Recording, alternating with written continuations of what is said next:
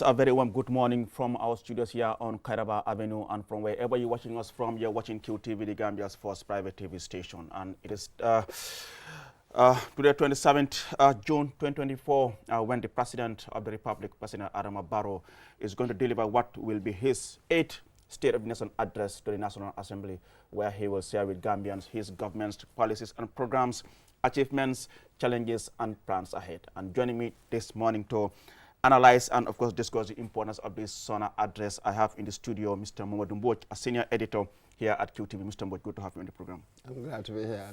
And also on the program, I have Professor Abdullah Sen, who is a political analyst and executive director of Nyang Sane Institute. Professor Sen, good to have you in the program once again. Thank you. And of course, we also have James Bahum, corporate executive. Mr. Bahum, good to have you in the program. Thank you very much. And also I have my colleague Modlamin Choi, who is at the National Assembly, to give us the latest updates, of course, views from the parliamentarians and as to what is happening at the National Assembly. Mr. Mbodj, let me just start with you, and this question will go to all of you. I mean, why do you think, or why do people consider Sona this important? Actually, Ali, we've covered a few of these addresses, haven't we, since Barrow became president. It's going to be his 8th. Absolutely. And you just the word, State of the Nation. It's almost like a doctor giving you a diagnosis, as it were, of what's been going on, what are some of the achievements. He will certainly highlight that. That's the style. And then what are the plans? What have been the setbacks? What are the milestones? So now the plans going forward, including perhaps especially the legislative program, because that's really where they're going to debate it and all the rest of it. So to my mind, is there a more important address that the chief executive can give to the nation beyond, as it were, the Sona? This is the document we're going to use, possibly, perhaps next year, and hold him, hold his feet to the fire. That was what you said. What have you achieved? So it is a very, very important address. It's a highly, highly significant address constitutionally. That really tells you something. It's required by the Constitution to go and give this. So we should all listen, really. We should all listen. Prof. Sen? I couldn't agree more with Mr. Mbodj. This is yet another very important, auspicious occasion. And in a sense, it is a review. Yeah. It's a performance review. And it really should tell us how well they've done. And we, the analysts, can basically give the government a grade, a passing grade or a failing grade. And that's, in the end, what we should be doing. Mr. Bahum? Yes, I am in concert with everyone and what everyone said here. I believe it is a barometer by which to assess how far government had come based on previous promises. And I took the opportunity yesterday to listen to 2023. So perhaps I'm in a good position to see whether much has been achieved, what the challenges are, what slippages have taken place, but also to give us a sense of where we are at this moment in time, looking at the economy, society, politics, and the rest, but most significantly, the economy. And I think that is going to be the crux of the discussions today, mainly around the country. Okay. Let me now further engage you. I mean, I know you've all lived out of the country. You've been following what is happening around the world. I mean, in terms of Sona addresses, Mr. Mbodj, I mean, how does our way of doing Sona differ from other countries? Does it vary with other countries? Any idea? Mr. Mbodj? In the UK or in other let's countries? put it this way. For me, the equivalent of this is really when the Queen opens Parliament. If you know what I mean. I think this is really the equivalent. So it's it happens very early. It opens Parliament because it's really important that you know what the program is in the very beginning, as it were. That's much better than going on later. But otherwise, when we compare to other countries in Ghana, because what I did the other day was just listen to the 2024 Sona address by the president of Ghana, Akufo-Addo. Similar setup. We did it the last time, cover similar grounds. So isn't that different at all. You know, perhaps one can talk about the timing. Yeah. when do you do it? But I imagine that you're bound to have variation when it comes to timing, but more or less quite similar, it Very seems similar. to me. Yes. Okay, okay. Very similar. I mean, Mr. Bahum, you said, I mean, yesterday, I mean, you did, I mean, watch or listen to his State of the Nation address last year. I mean, from what you heard last year to where we are now, what's your assessment of the current state of affairs of this country? Do you think the government has really done well in fulfilling some of the promises that were made? Yes, there are instances of success, as is always the case, but there are also challenges and slippages. And we have seen in very important sectors like the health sector, the challenges that were faced coming down from the Aki issue to current state of fiduciary responsibilities and so forth and so on. That's a challenge and it needs to be fixed. The health sector needs a good rewiring in order to bring adequate service to the people. That is one thing that they emphasize in 23, but I haven't seen much in terms of improvement in that sector. Maybe today will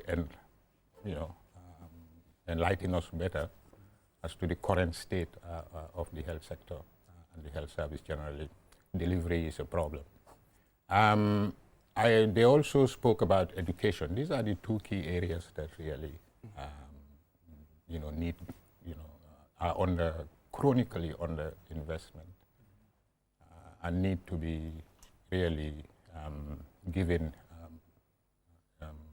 a good dose of investment to bring it to its standard that will help the young children who go to school and the patients that go to the hospital to receive medical attention. And Prof, beyond the issue of investment, I mean, what are the other areas that you think the government should really prioritize in terms of improving these sectors? He highlighted, I mean, the issue of the health sector and the education sector.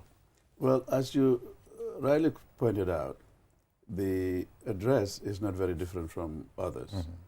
In the US, where I have lived the longest, it is called the State of the Union Address, where the president basically addresses Congress, or both houses of Congress, and lays out the achievements as well as the prospects for the future and a better America. So really what President Barrow is doing this morning is not very different. It is highly partisan in many instances, and really I don't think it would deviate very significantly from what he had done previously. With regard to priorities, education certainly is, the economy. Gambians today, I believe, find themselves living under very difficult conditions economically. Galloping inflation, prices are changing almost routinely on a daily basis. So I think security is also another issue. I think most Gambians feel that there have been major security lapses.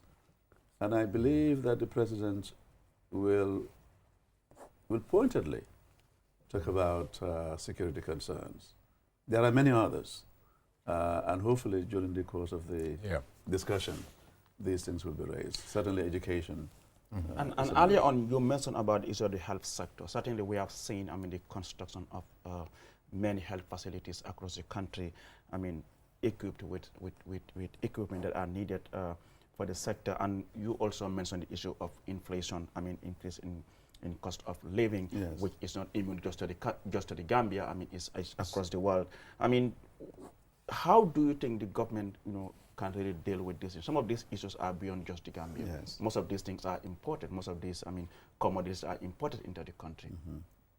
Of course, with the impact of the COVID-19, the Russia-Ukraine war is having a huge toll, not just on the Gambia. Gambia is a very dependent economy, and it gets most of its resources from the outside. That in itself is a challenge. The level of production in the country also makes it almost impossible to contain galloping inflation. I believe that what needs to be addressed is the declining value of the dollar vis-a-vis other currencies, and to increase the level of production of our basic commodities, be it rice, onions, and whatever else, to dampen and reduce the import bill, among other things. I do believe that at the end of the day, this is feasible. Okay. We have the agricultural land, we have the water resources, and so forth and so on. The inputs need to be put in. But when you look at this rainy season that is just around the corner, farmers are having problems. And I think this really should be the primary responsibility of government to address. What are these problems, before I bring in Mr. Mboch? Fertilizer, seeds, having at least some modicum of income to support themselves during this very harsh period of time. I know the government has done something in strengthening families, I think to the tune of $8 million. This is significant, but it is really minuscule when it comes to the large population that is very deserving and needy or needing of support. And Mr. Mboch, you've heard from Prof. Sen and Mr. Bahum. I mean, he mentioned the issue of agriculture. I mean, we've seen the government, providing fertilizers at a discounted price from what was $1,150 to $100, and also providing seeds to farmers. I mean, in your own opinion or view, I mean, where do you think the problem lies now? You see, I'm going to take a different route, a different angle. You see, with the President's address, normally it is sector-based. It's very broad-based. He will touch on every sector, isn't it? But for me, really, the key, the bedrock is really the economy. Perhaps the economy would determine whether you'll have the resources and where, so that you can spend in other sectors.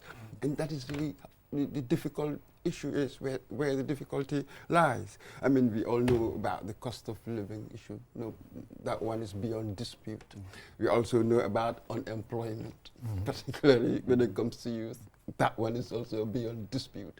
And then we also know that most of the inflation is imported, was written in the World Bank report. So what can the president really do there?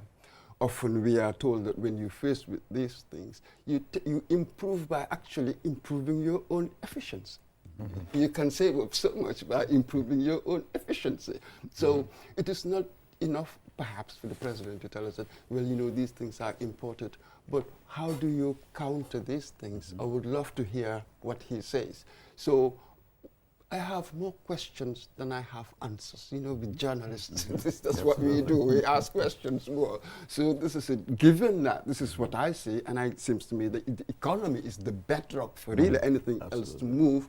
I'll see what happens there. Though I'm also obviously interested in education, interested in health, and especially at C. Delibus, then we compare to what he said last year. We'll see how much he achieved, and then what he promises and how that would redress the challenges that we have right now, or at least contribute to the solutions of redressing them.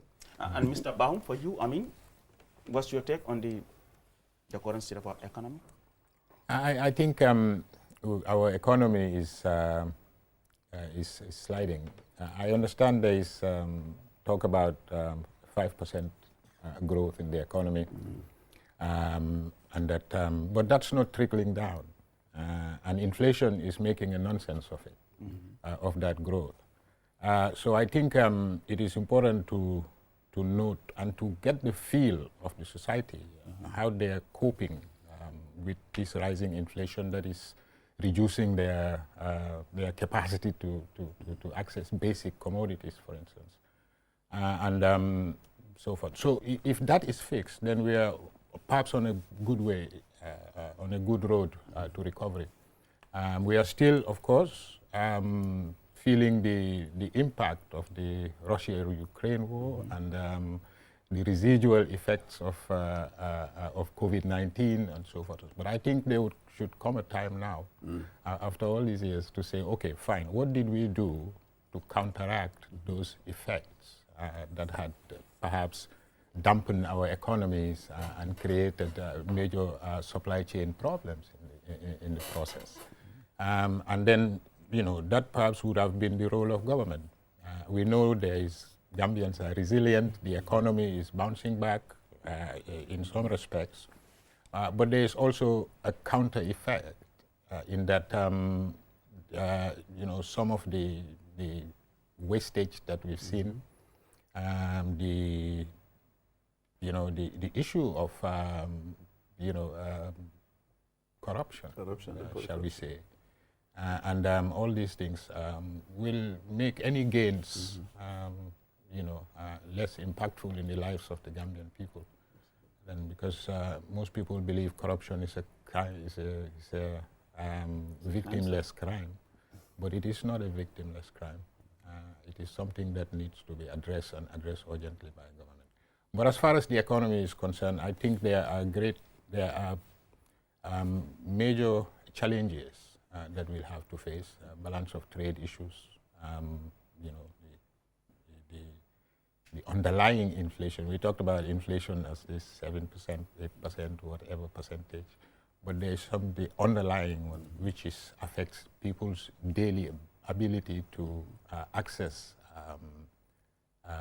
commodities for their livelihood and their lives.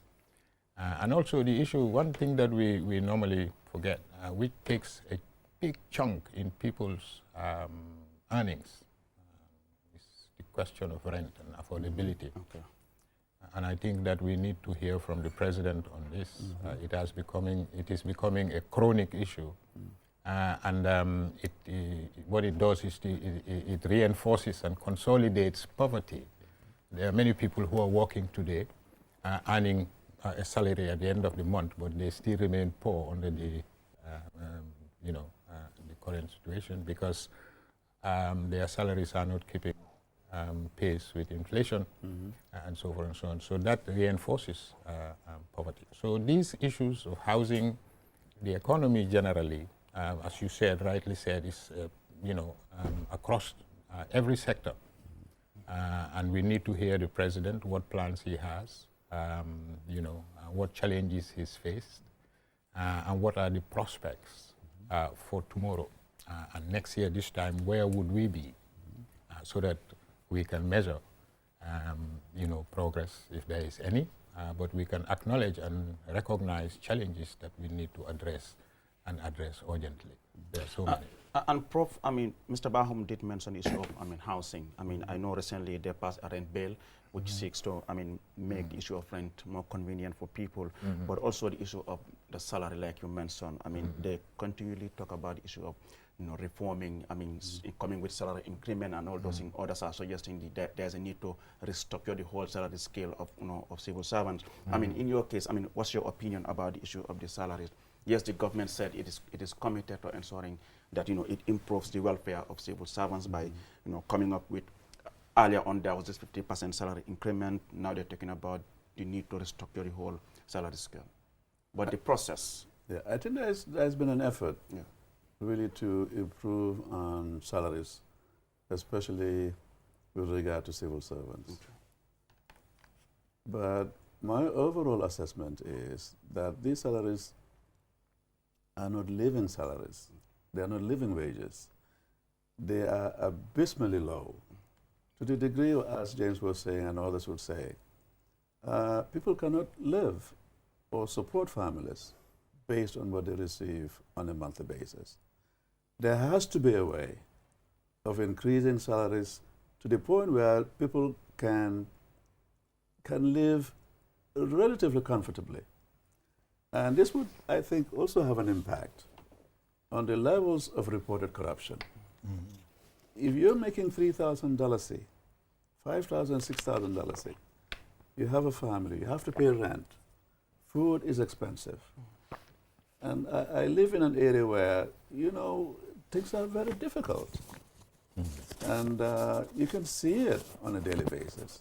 So what I'm saying at the end of the day is a lot of money ought to be allocated to improving salaries and the living conditions of civil servants and at large the population.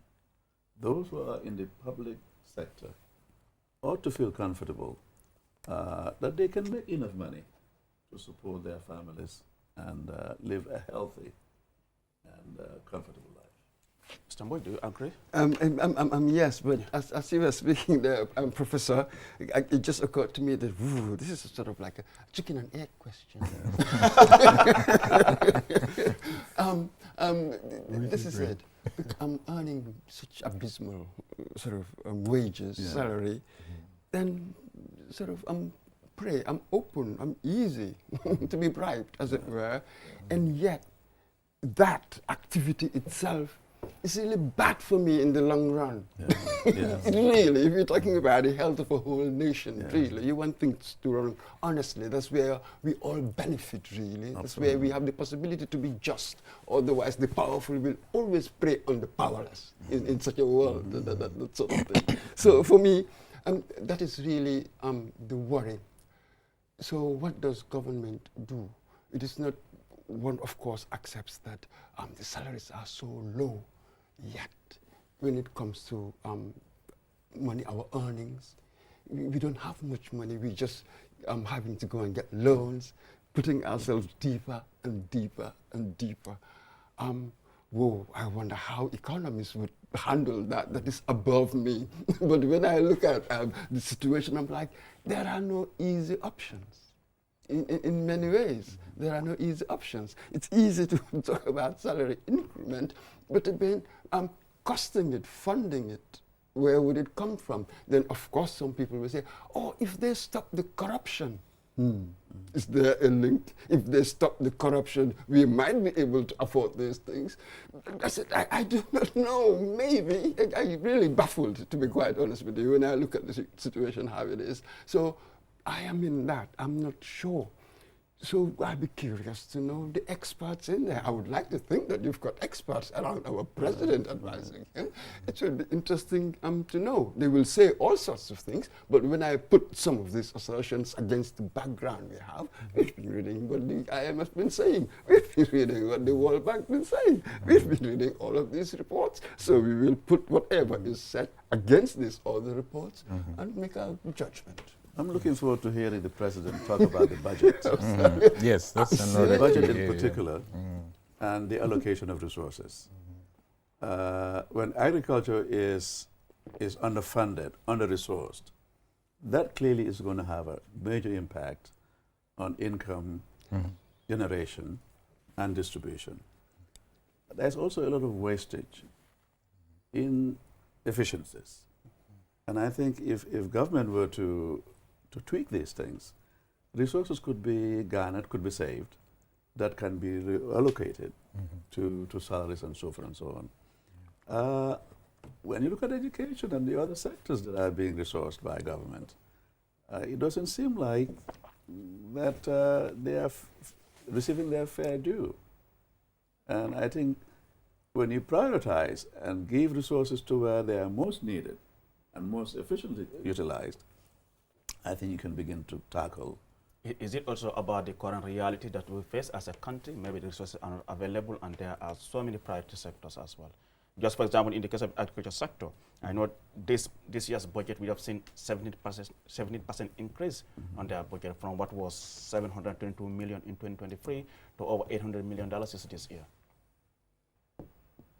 Yes. Is it just about allocating the resources, but ensuring that the resources are put in the right places? I think that also matters. Right. Yes, of course. Yeah. And just really trying to curb as much as possible the inefficiencies, the corruption, and so forth and so on. You can invest as much, and I think I just recall that as far as agriculture is concerned, the Malabo agreement was for a 10%. 10% government the budget to do so. But I didn't catch what happened last year, honestly. So correct me if I'm wrong. But have we managed over the last 2-3 years to allocate 10% of our budget to agriculture. Have we been able to do that as a country? So I'm not sure. Tend to feel some of these benchmarks. Yes. And I think like until that. we start really putting money in agriculture, our economy is not going to grow and not going to produce as much as it used to in the past. We know there is the potential. There is, like, Prof said, there is water, there is land, there is all the natural gifts from God. It's how we really utilize and the best way to start is to invest the resources necessary to ensure, and it's not only agriculture, aquaculture, our marine resources, and so forth and so on. Tourism. So tourism and all these other sectors, there is an interconnected connection between all of these sectors, and a policy must be elaborated that would look at how to create synergies between relevant ministries, agencies, and departments, and so to monitor the utilization of budgetary allocations and any provisions made in different sectors. So there must be, and the question of, we keep avoiding it, I suspect, avoiding to talk about the amount of waste in government. It has become so cumbersome.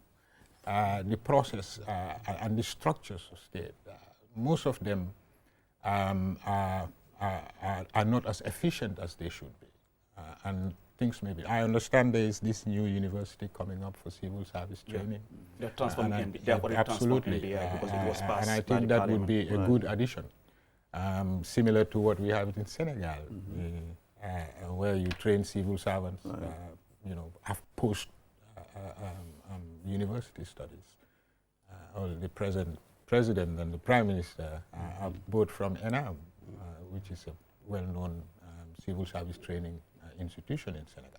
So that will help in terms of efficiency and professionalism, but also perhaps inculcate some values of, love for country, patriotism, the abiding by constitutional norms, and so forth and so on, to help create a value system that can sustain our aspirations as a people. But the economy right now is not as resilient as I thought it was, but also there are major slippages that need to be addressed. If the president comes out today, we expect to hear from him, what he intends to do about the question of youth unemployment.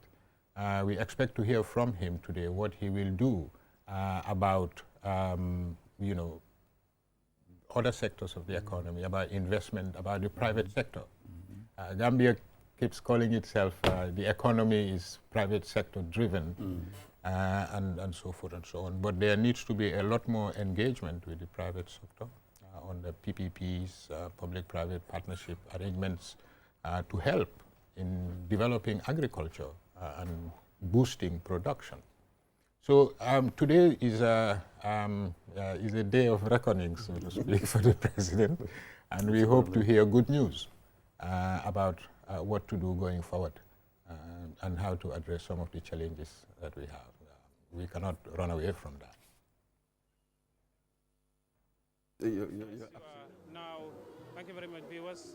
You are watching us live in Banjul, where we are about to witness a very significant occasion in Gambia's socio-economic and political spectrum, and which is the State of the Nation address, and it is happening live at the National Assembly of the Gambia, one of the state organs, which is the legislature that is responsible for lawmaking. And this is a very important occasion where we have His Excellency the President at least once coming to the National Assembly and addressing Parliament, but of course most significantly highlighting or outlining his government's challenges, progress, but also the way forward, setting the agenda for his government's plans, programs and projects for this year and also the upcoming year. He will also highlight some of the legislative reforms, the bills that his government has introduced in order to help contribute towards the socio-economic development of this country. And my camera will just turn to show you here where we have National Assembly members lining up and waiting for His Excellency's arrival as he takes the red carpet and his annual ceremony of shaking hand or getting the reception of National Assembly members before he enters the chambers and address Parliament. And this is important. It's a highly significant moment because it ensures accountability and transparency. Now, National Assembly members, of course, would have the opportunity to listen and hear from the President to talk about, to give a comprehensive report of his government's achievements, challenges, and plans, which will go a long way towards fostering accountability to the citizens and the National Assembly members themselves. So now we are witnessing the National Salute. The President is taking the National Salute. As you're watching it live on the screen, watching QTV live in Banjul here, I am Lamin Choi, giving you the live commentary.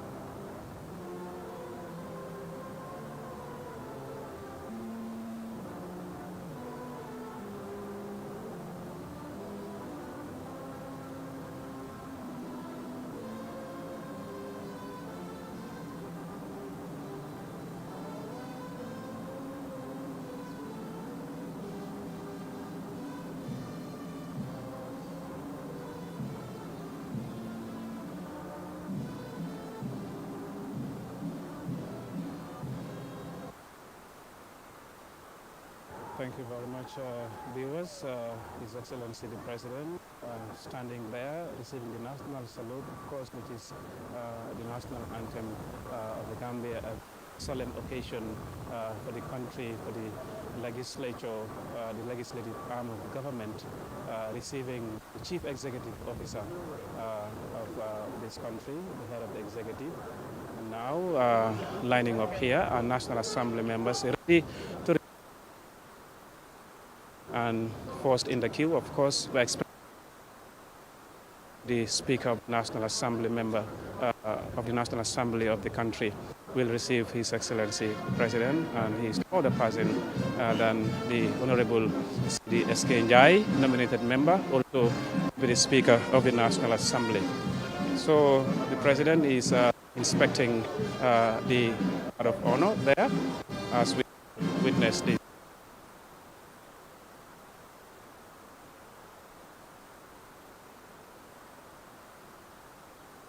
To at least come to Parliament and brief the legislature about his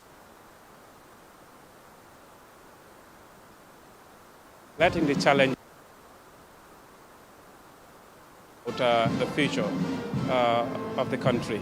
Is a highly important moment because it will allow the President to highlight the policy direction of his government and address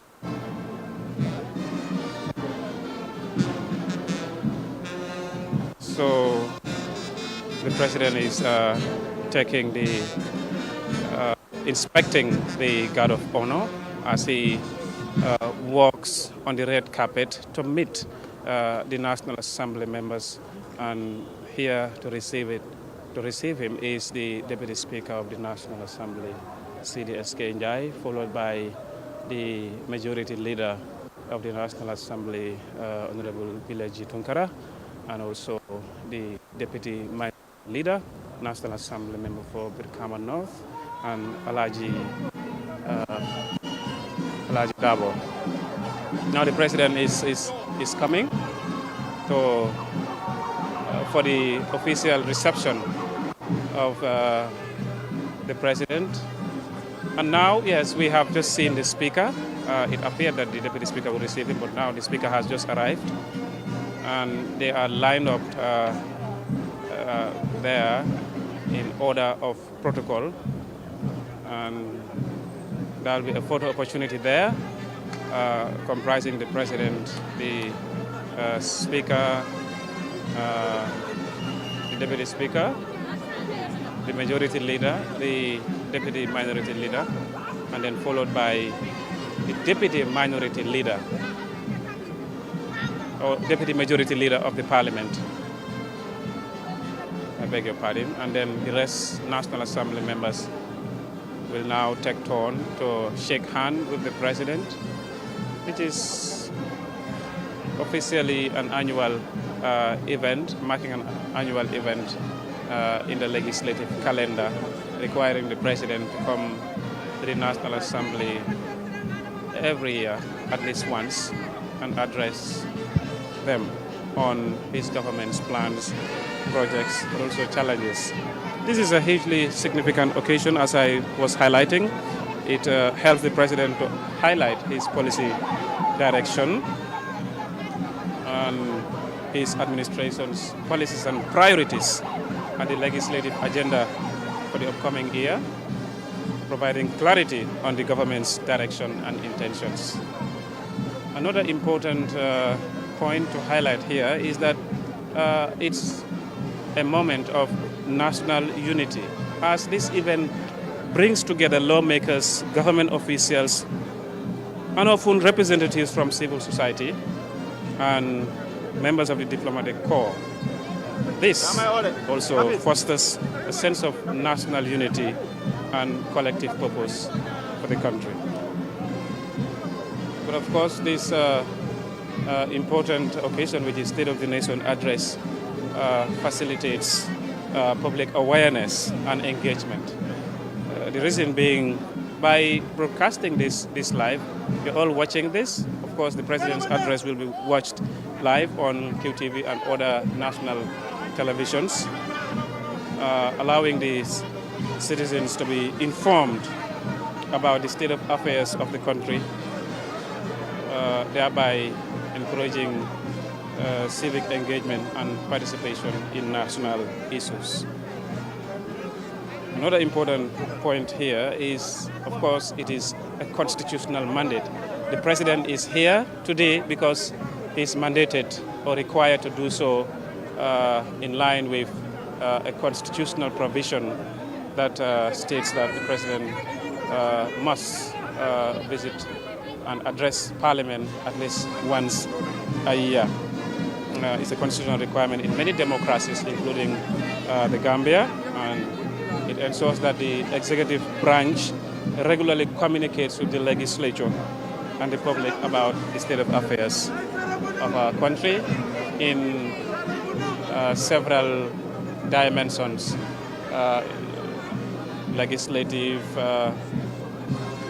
judicial, economic, and of course factoring the private sector, because the private sector is a highly important sector, which is of course often described as the engine of economic growth in the country.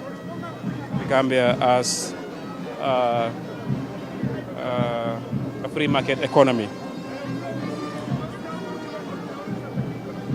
And there is this speaker standing next to His Excellency the President as he welcomes and shakes hands with National Assembly members, having some brief words with some of them, a highly interactive occasion before he takes to the National Assembly chamber, where the legislative process begins. And of course, we will expect the speaker to, we will expect a communication from the chair, and then from there, the speaker will set the ball rolling in accordance with the standing orders of the National Assembly, allowing the president to detail out his comprehensive speech covering all sectors of government. And we would expect him to talk about the institutional reforms that his administration is spearheading. Because we would see every National Assembly at both sides of the political divide will today have the opportunity to meet and shake hands with the president, that is one of the National Assembly members, Onyi, of course, belonging to the opposition. As I said, is a moment of national unity. It's a legislature for the Gambia, all elected by the constituencies of this country, mandated with the responsibility of lawmaking. But not only that, also performing oversight on the executive branch. Of course, we all see before the executive spends a budget from the consolidated fund, it has to come to Parliament in a form of draft estimates of revenue and expenditure. The executive, the president, represented, of course, by the Minister of Finance, who comes and seeks Parliament's approval. And there a legislative process takes place where National Assembly members will have the chance to scrutinize the budget proposal, checking line by line of proposed allocations for ministries, departments, and agencies.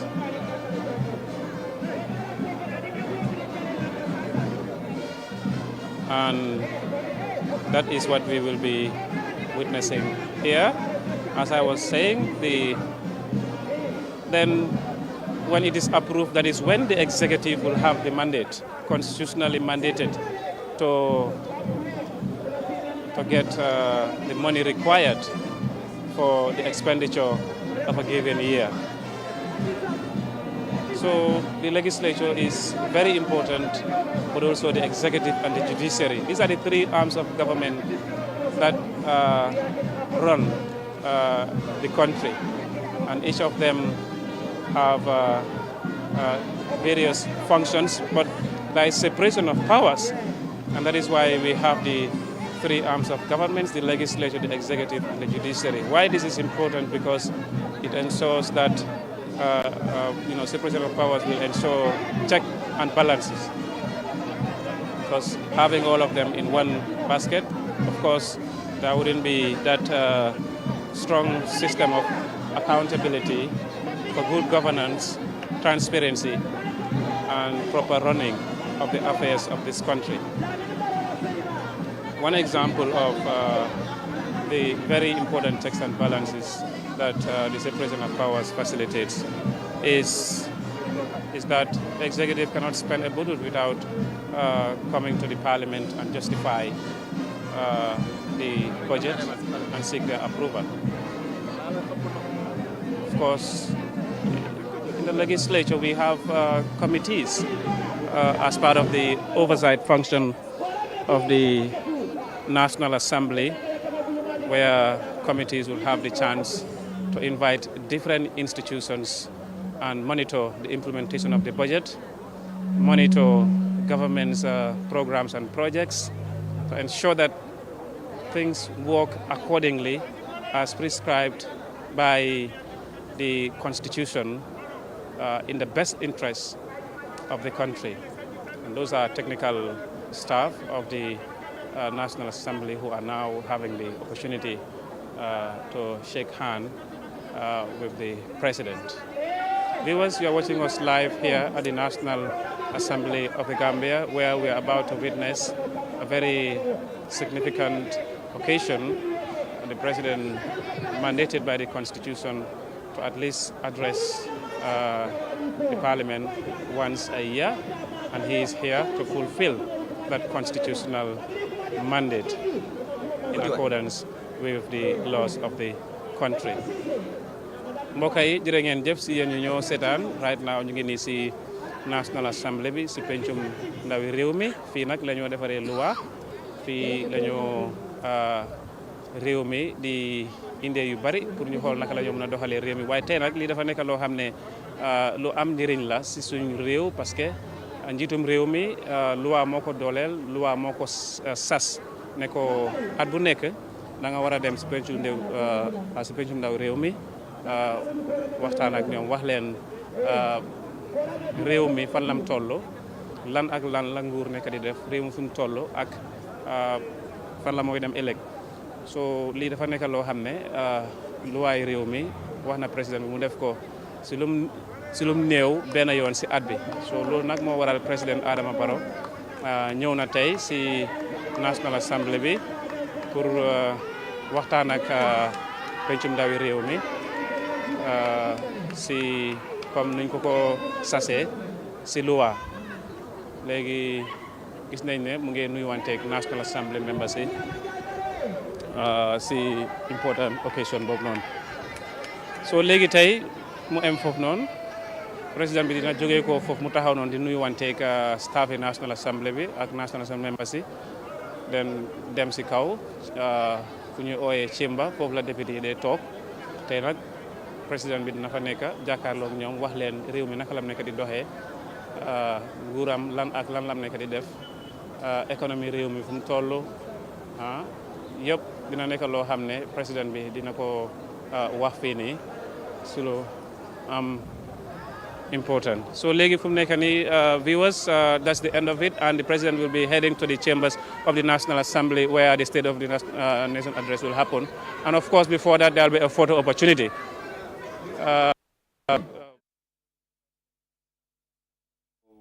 Had my colleague Modlamin Choi just giving us an overview of what we've been discussing here about the importance of this day. And yes, the president has arrived at the National Assembly, and any moment from now, he's going to deliver his 8th State of the Nation address to the National Assembly, which is a constitutional requirement. I mean, gentlemen, the president has arrived, and any moment from now, he's going to deliver his statement.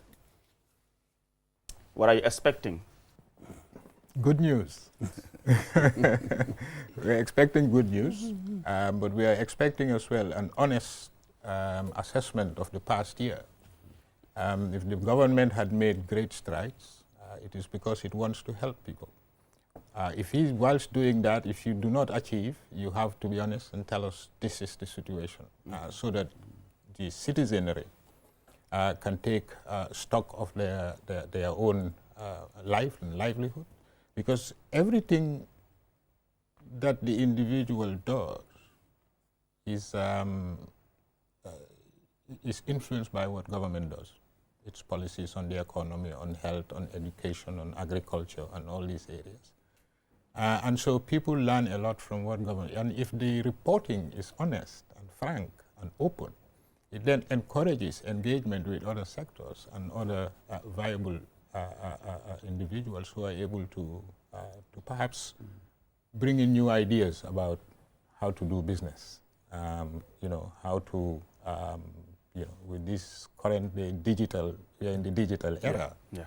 How do you really utilize technology to help advance agriculture, for instance? We've been talking about mechanization for quite a while now. How much has been invested in mechanization? And if we do, the assessment that was made that introduced mechanization would have told them what to expect once these are introduced. So we want to know what those are, but also to see how education, the digital world, it opens new avenues and new vistas of innovation that can be adapted. And I know that there are real initiatives in place to achieve and to utilize, to apply technology in education and so forth and so on. So, aside of the fact that we are building one classroom a day over the last few years, from what I've heard, I think it is also important to resource these schools with good teachers. I heard in the radio today that there are plans to train maybe, is it 10,000 or so? Yes, teachers, professional teachers, high-grade teachers. Yeah, because they're even transforming the Gambia College into a university of education. Indeed, and that would be a good way really to introduce greater professionalism, but also I was a teacher, and I remember One time, Father Murphy, I don't know, you know Father Murphy. Absolutely, Matthias Murphy. Can anybody forget? You know, we're invigilating an exam. We were in the sixth form at the time, of what was then called unqualified teacher. You know, and he said to me, but why do they have to sit an exam? I said to him, well, to get the basics about how to teach. He said to them, but even if you pass that, you are still unqualified. So getting the right teachers and the right resources in place is key to improving education. And I'm sure that the government will consider that. The training that is announced, but also greater investment in education is what we need. There are other sectors, of course, and they shouldn't be left without. But I think for me, because that's where you build a society, education and health. I think the Mandinka said, "Boto kensem bikalo." You know, an empty bag does not stand on its own. So if people are healthy and they are aware, they have the basic tools to engage in society, engage in business, engage in other sectors, then at least you are starting to build a skilled base that can be used to, you know, propel our economy. These are not short-termisms. These are not short-term things. But if you make the right investment now, in the next 10 years, perhaps you begin to see. One thing I want to talk about as well in education, I'm sorry if I'm taking too long. There is a fundamental, you know, decision that was taken to introduce local languages in our schools. If the government does nothing else but spend a lot of money on that project, long term it will be very useful for us.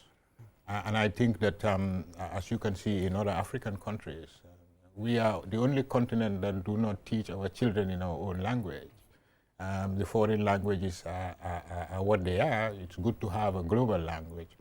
But I think comprehension, success rates can be improved by teaching, at least at the very primary level, teaching these children in their own languages. And I think it has always been. Yeah, I saw you nodding your head. Yeah.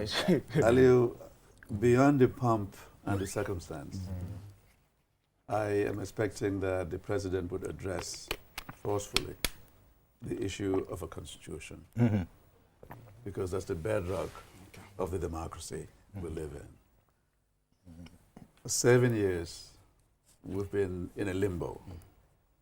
And really, I'm looking for concrete steps that would lead ultimately to a new constitution.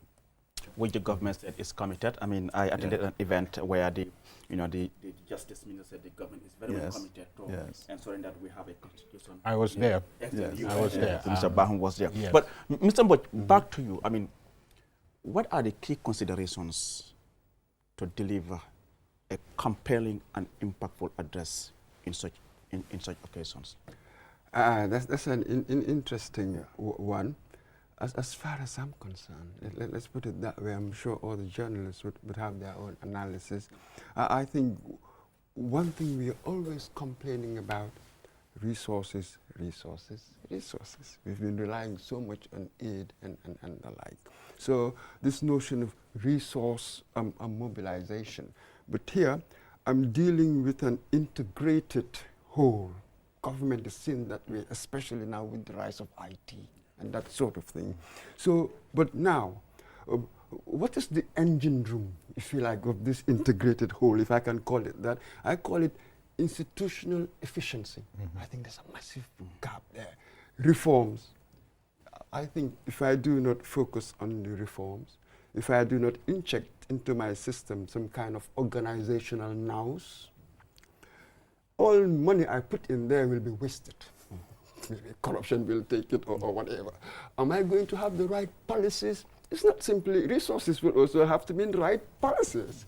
You know, sorry, but good intentions will never take you to heaven. We may have all the good intentions about all sorts of things, but I'm dealing with a reality. I want certain outcomes. So there must be some competence in getting things done.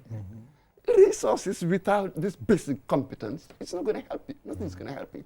So I would love to see resource mobilization schemes. We're always talking about that.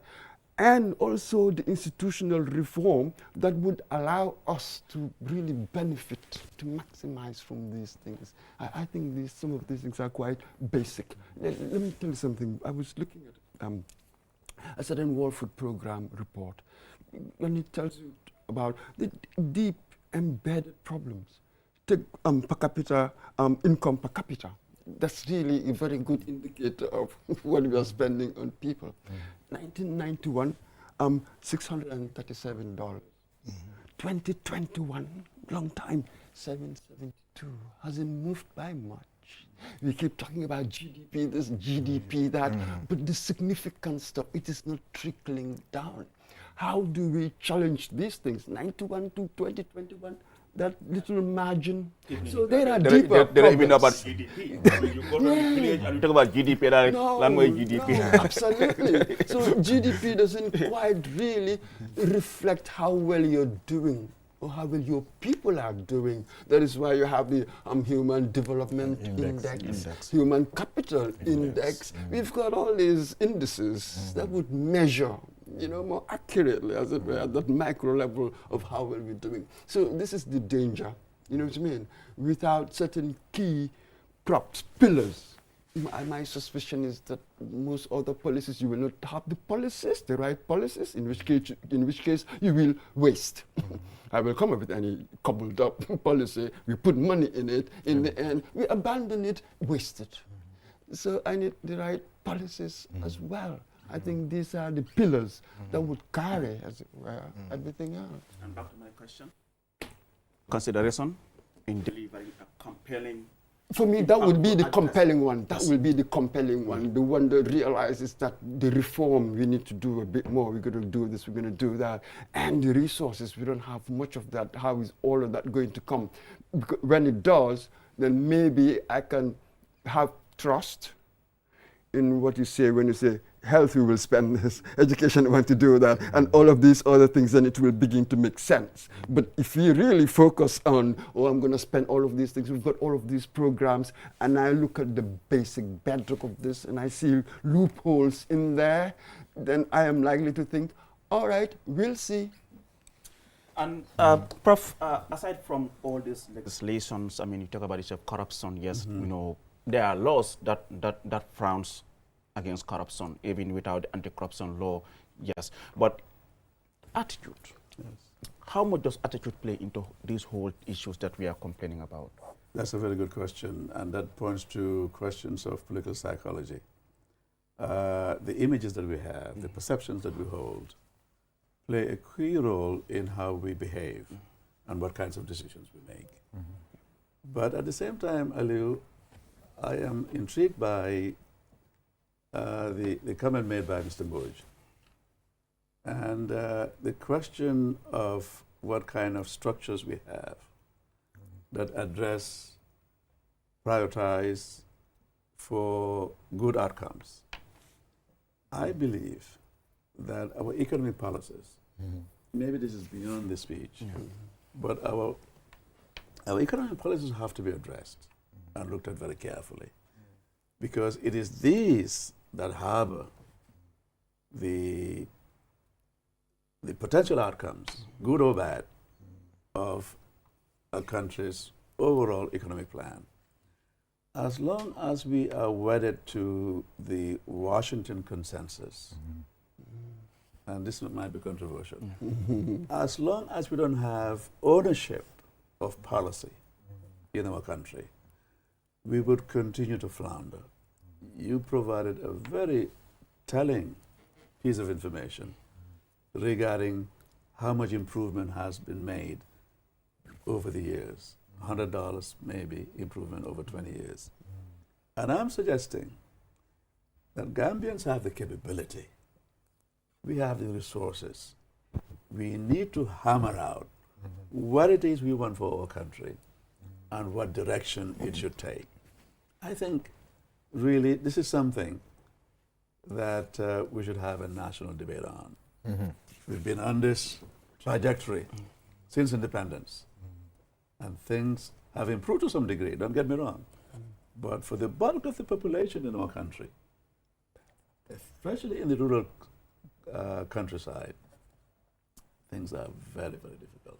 They have not been impacted. You travel to the provinces or the regions, and it seems as I was back 50 years. Nothing much has improved. And I think our framework has to be interrogated. It has to be challenged. And really bring like-minded persons of a diverse set of, capabilities to hammer out something for Gambia, something that is unique, something that is viable and sustainable, rather than receiving. I think really the Gambian state is an imposter state. It is also parasitic. We have all the semblance of a state, all the legal paraphernalia of a state to extract from the outside to serve vested interests of the elite, corruption and so forth and so on. But this really is, I think, we'll have to address at some point. And Mr. Bahum, earlier on, Mr. Mboy talks about the issue of reform, institutional reforms. But when you look at the institutions as we speak, things have really changed. Even when you look at the National Assembly, the judiciary, the independence, there's just separation of powers and checks and balances. Things have really improved in that aspect. There's some semblance of improvement, I like to call it. But when you have a transition that has been truncated, you have a problem. Because from 2016 to now, we should have completed a full-fledged structural review, but also structural reform.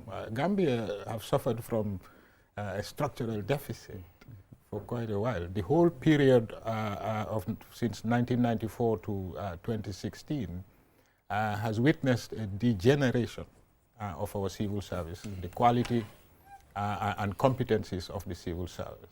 Well, Mr. Bahum, you're saying the President of the Republic walking into the chambers, led by the Speaker of the Parliament, Honorable Fabakary Tombong Jatta, where he's going to deliver his 8th State of the Nation address to Gambians at the National Assembly. During this address, the President will highlight his government's policies and programs. Of course, share with us achievements, challenges, and plans ahead. Like you have had us discuss here, this is a constitutional requirement that every year the President, will be at the Parliament to deliver his State of the Nation address. And any moment from now, the President will deliver this important address. And I'm sure the Speaker of the Parliament will also make a statement. But like I said, those are live images you're watching from the National Assembly chambers in Banjul. And you're watching QTV, the Gambia's first private TV station, broadcasting from our studios here on Kairaba Avenue and from the National Assembly chambers. People from across sectors are at the Parliament, from legislature, of course, like I said, the parliamentarians are present, members from the judiciary, diplomatic corps, all there to listen to what the President has to say regarding his 2024 State of the Nation address. Let's now go to the Parliament and take a listen. House Assembly.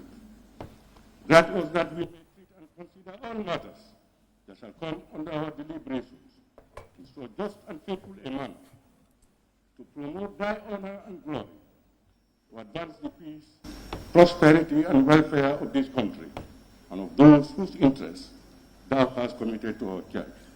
Amen.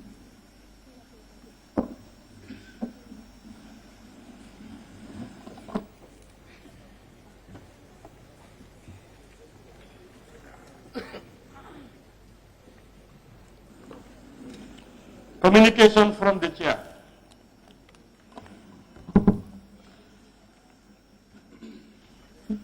Your Excellency, the President of the Republic of the Gambia, Mr. Adam Barrow. Your Excellency, the Vice President of the Republic, my Lord, the Chief Justice of the Gambia, and Justices of the Superior Courts. former vice presidents here in present, former deputy speakers of the National Assembly, honorable deputy speaker and honorable members of the National Assembly, honorable cabinet ministers here in present, former members of the National Assembly, members of the Diplomatic and Consular Corps, Secretary General and Head of the Civil Service, Chief of Staff, Office of the President, regional governors, non-mayors and chairpersons of area councils, service chiefs, leaders of political parties, senior government officials, venerable religious leaders, our distinguished invited guests, the press, and all other protocols duly observed. Honorable members, in accordance with Section 77(1) of the 1997 Constitution and Order 21 of the Standing Orders, His Excellency Mr. Adama Barrow, President of the Republic of the Gambia, is here today to attend and address a sitting of the National Assembly on the condition of the Gambia, the policies of the government, and the administration of the state for the 2024 legislative year. We are here together as a nation to witness a significant event in the life of our democracy. That is the President's State of the Nation address. In this regard, I wish to extend on behalf of both sides of the Assembly a warm welcome to His Excellency the President to this hallowed chamber. Your Excellency, we are deeply honored by your presence and look forward to your insightful address, which will provide us with an overview of the current state of our nation, the progress we have made, and the promises and challenges that lie ahead. Honorable members, His Excellency's presence in this Assembly today is also significant in our parliamentary calendar. It enables honorable members of the legislature to have the opportunity to hear from the head of the executive on the condition of the Gambia, the policies of the government, and the administration of the state. Traditionally, this particular sitting of the Assembly attracts Gambians and people from all walks of life. Therefore, on behalf of both sides of the Assembly, I welcome you all. Your presence underscores the importance of this occasion and the collective commitment we share in shaping the future of our country. On that note, honorable members, I wish to once again welcome His Excellency the President to the National Assembly in fulfillment of his constitutional mandate. I thank you all. Clerk, can we proceed? Motion. State of the Nation Address 2024 by His Excellency, the President of the Republic of the Gambia. Honorable members, I have the singular honor and privilege to invite His Excellency, President Adama Barrow, President of the Republic of the Gambia, to deliver his speech. Your Excellency.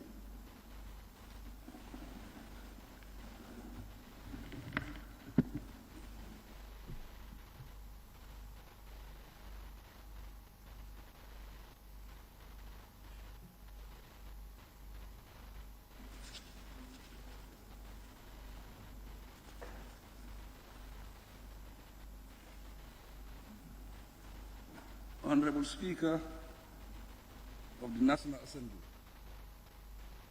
honorable members of the National Assembly, Your Excellency, the Vice President,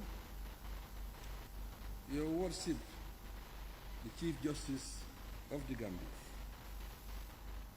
Excellencies, former Vice Presidents, Excellencies, members of the Diplomatic and the Consular Corps, senior public officials and service chiefs, party leaders, honorable religious leaders, distinguished personalities, ladies and gentlemen. in accordance with Section 77(1) of the Constitution, it is my honor to address this august body on the country's current state of affairs. The address provides an update on my administration's performance during the 2023 calendar year, with focus on government policies, programs, legislative frameworks, and plans for the future. This will be linked to our national plans and the influence of global developments on the nation. Departing from the traditional sector-by-sector presentation, my address today is thematized around the productive and social sectors respectively. It is concise but gives a clear picture of the nation's development trend.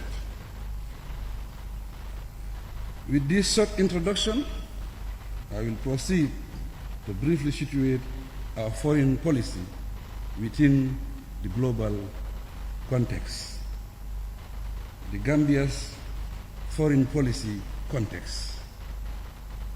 Honorable Speaker, we are in trying circumstances globally, facing geopolitical events that breed distrust, enmity, and mounting despair to generate unified action for global peace and stability.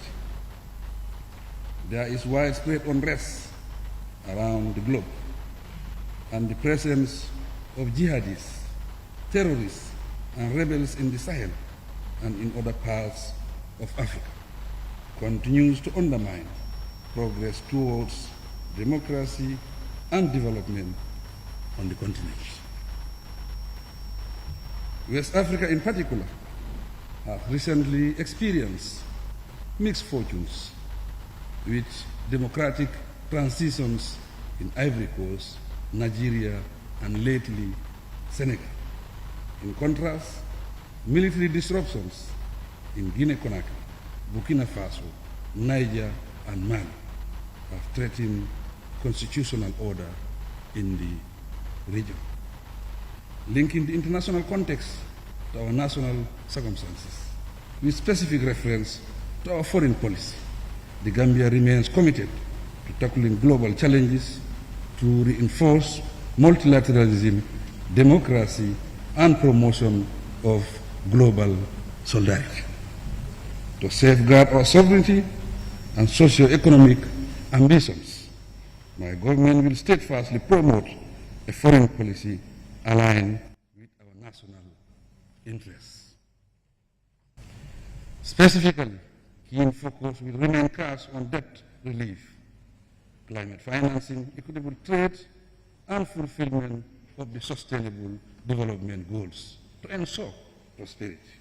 Above all, security, peace, stability, and development will remain at the center of our engagements. Mr. Speaker, our resolve is to intensify engagements with global and regional bodies such as the UN, AU, ECOWAS, and the OIC to achieve our national development goals. In the process, we will pursue the renewal of the Gambia's membership in the United Nations Human Rights Council and the African Union Peace and Security Council for 2 years. As evidence of our increasingly successful foreign policy, the UN Secretary General has declared the Gambia eligible to continue receiving funding amounting to $30 million US from the UN Peace Building Commission for an order 5 years.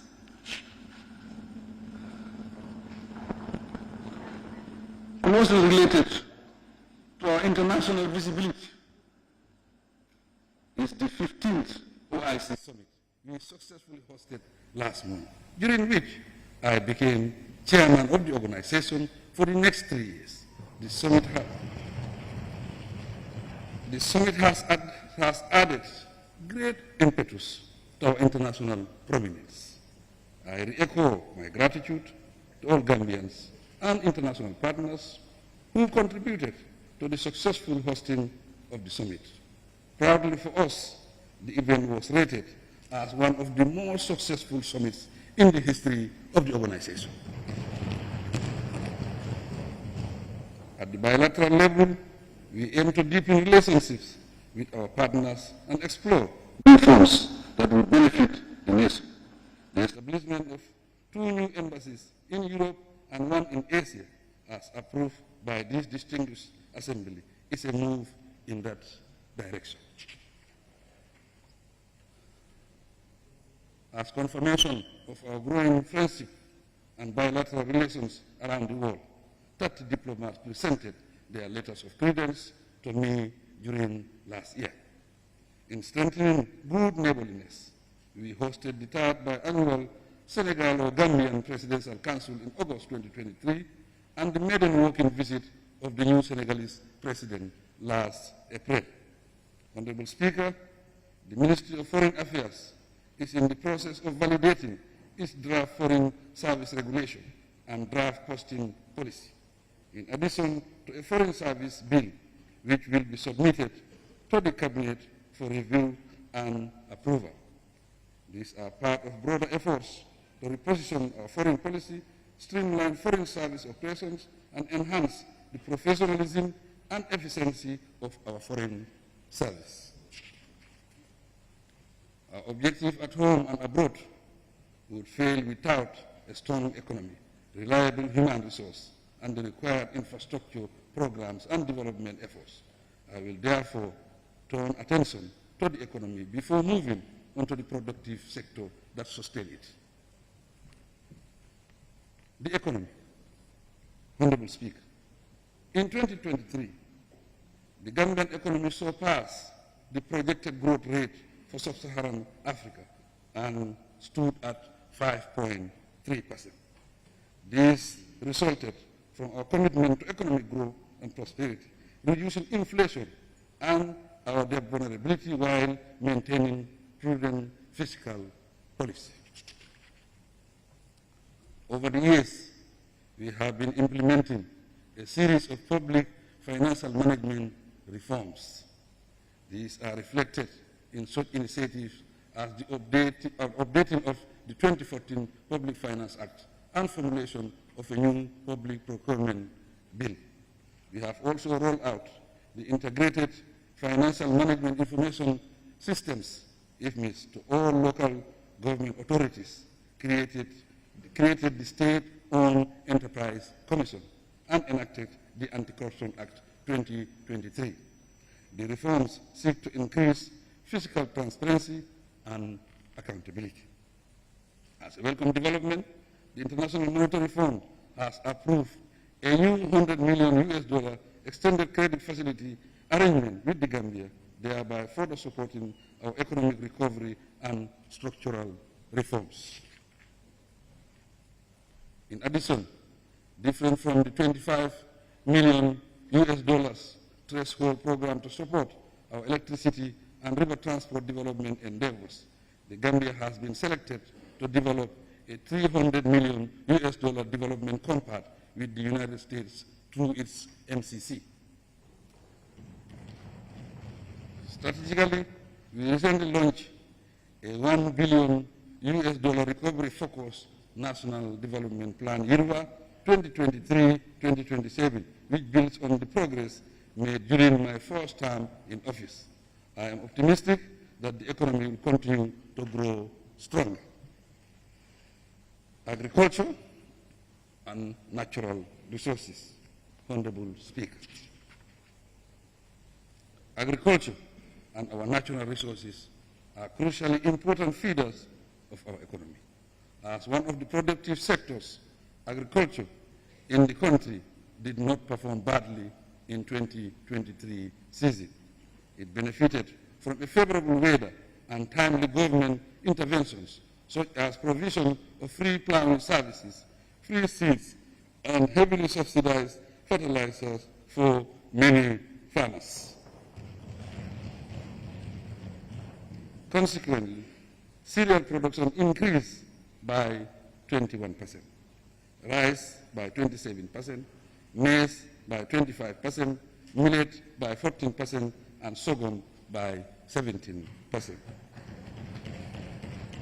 The cash crops also increased those groundnuts by 12%, cowpeas by 26%, findo by 9%, and sesame by 6%. In all, last year, agriculture contributed 25.5% of the GDP. This indicates a slight decrease from 25.7% in 2022, translating into a decrease of 0.2 percentage points. In the 2023-2024 season, the government allocated $1.5 billion for purchase of grounds, acquiring about 38,669 metric tons.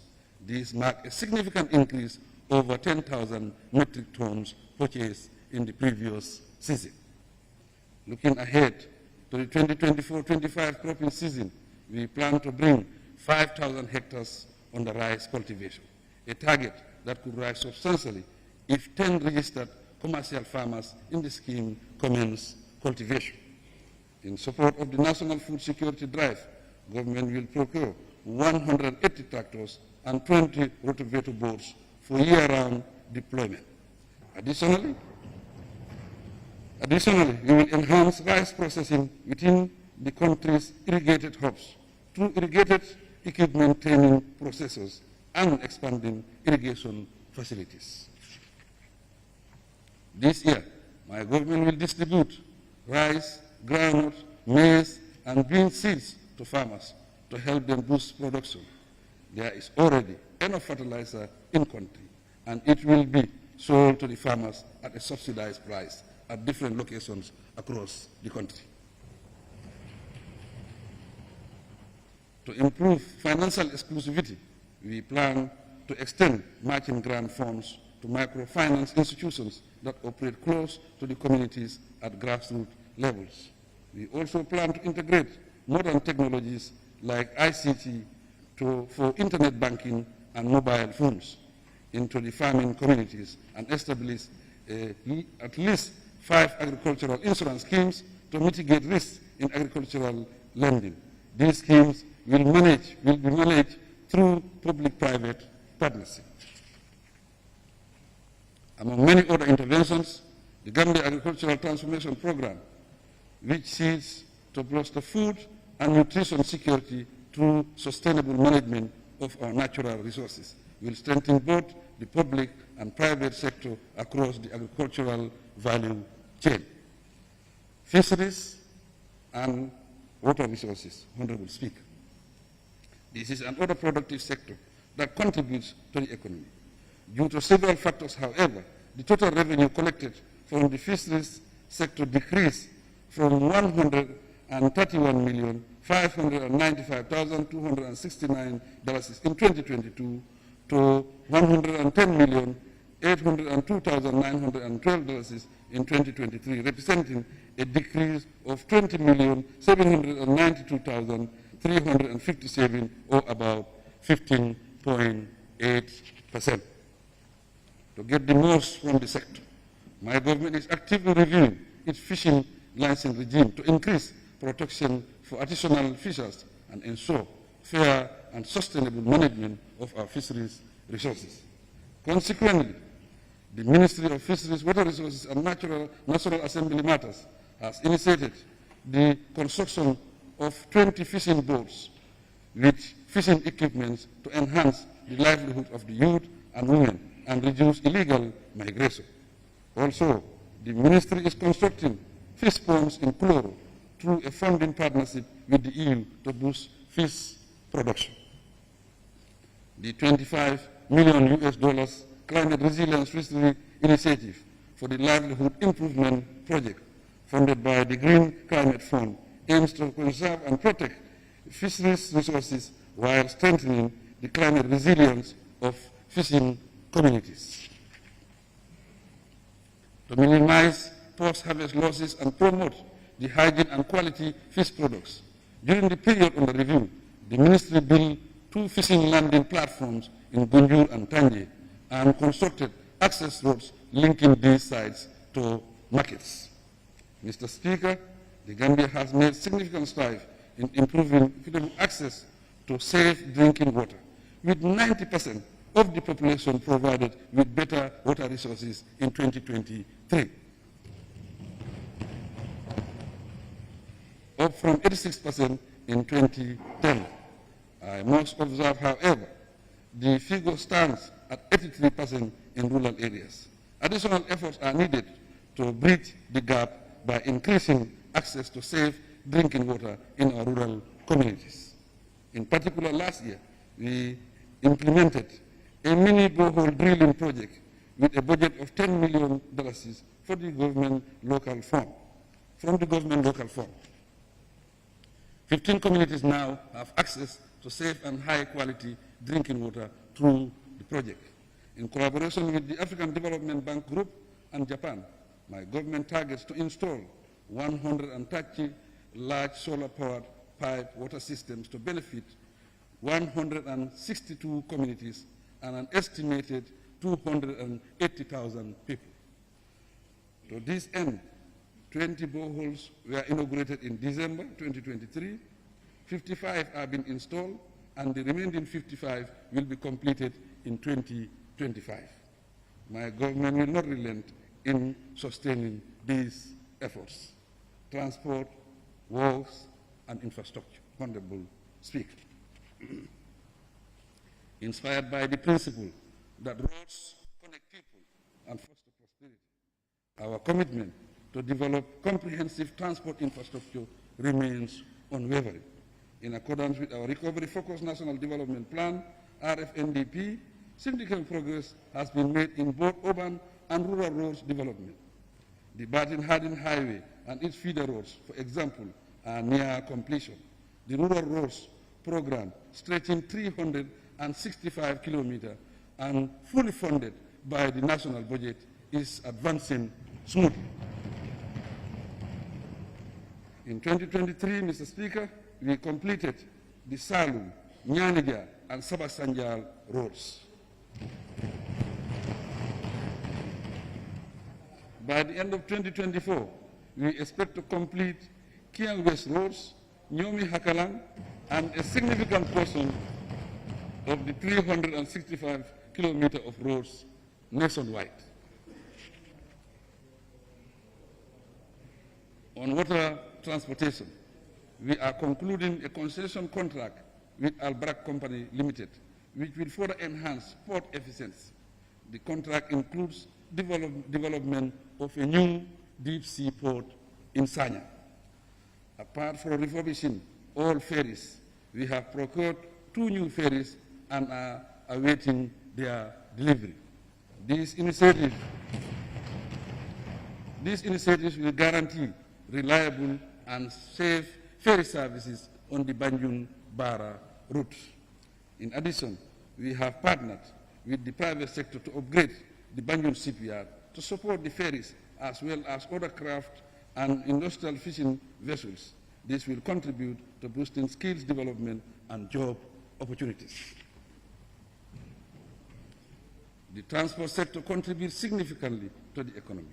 The Gambia Port Authority, for instance, recorded revenue collection of $1,563 million in 2023, representing a 2% increase over $1,534 million collected in 2023. Similarly, the authority registered a 20.4% increment in its gross profit in 2023 of $1,199 million compared to $996,134 million in 2022. Unfortunately, due to high operational costs and the negative impact of the exchange rate on the authority's revenue, a marginal increase of just 2% in revenue was recorded for the year. Honorable Speaker, in the area of aviation and maritime operations, aside from undertaking comprehensive reforms to align operations with international standards and best practice, we are inviting our human capital for a viable skilled workforce.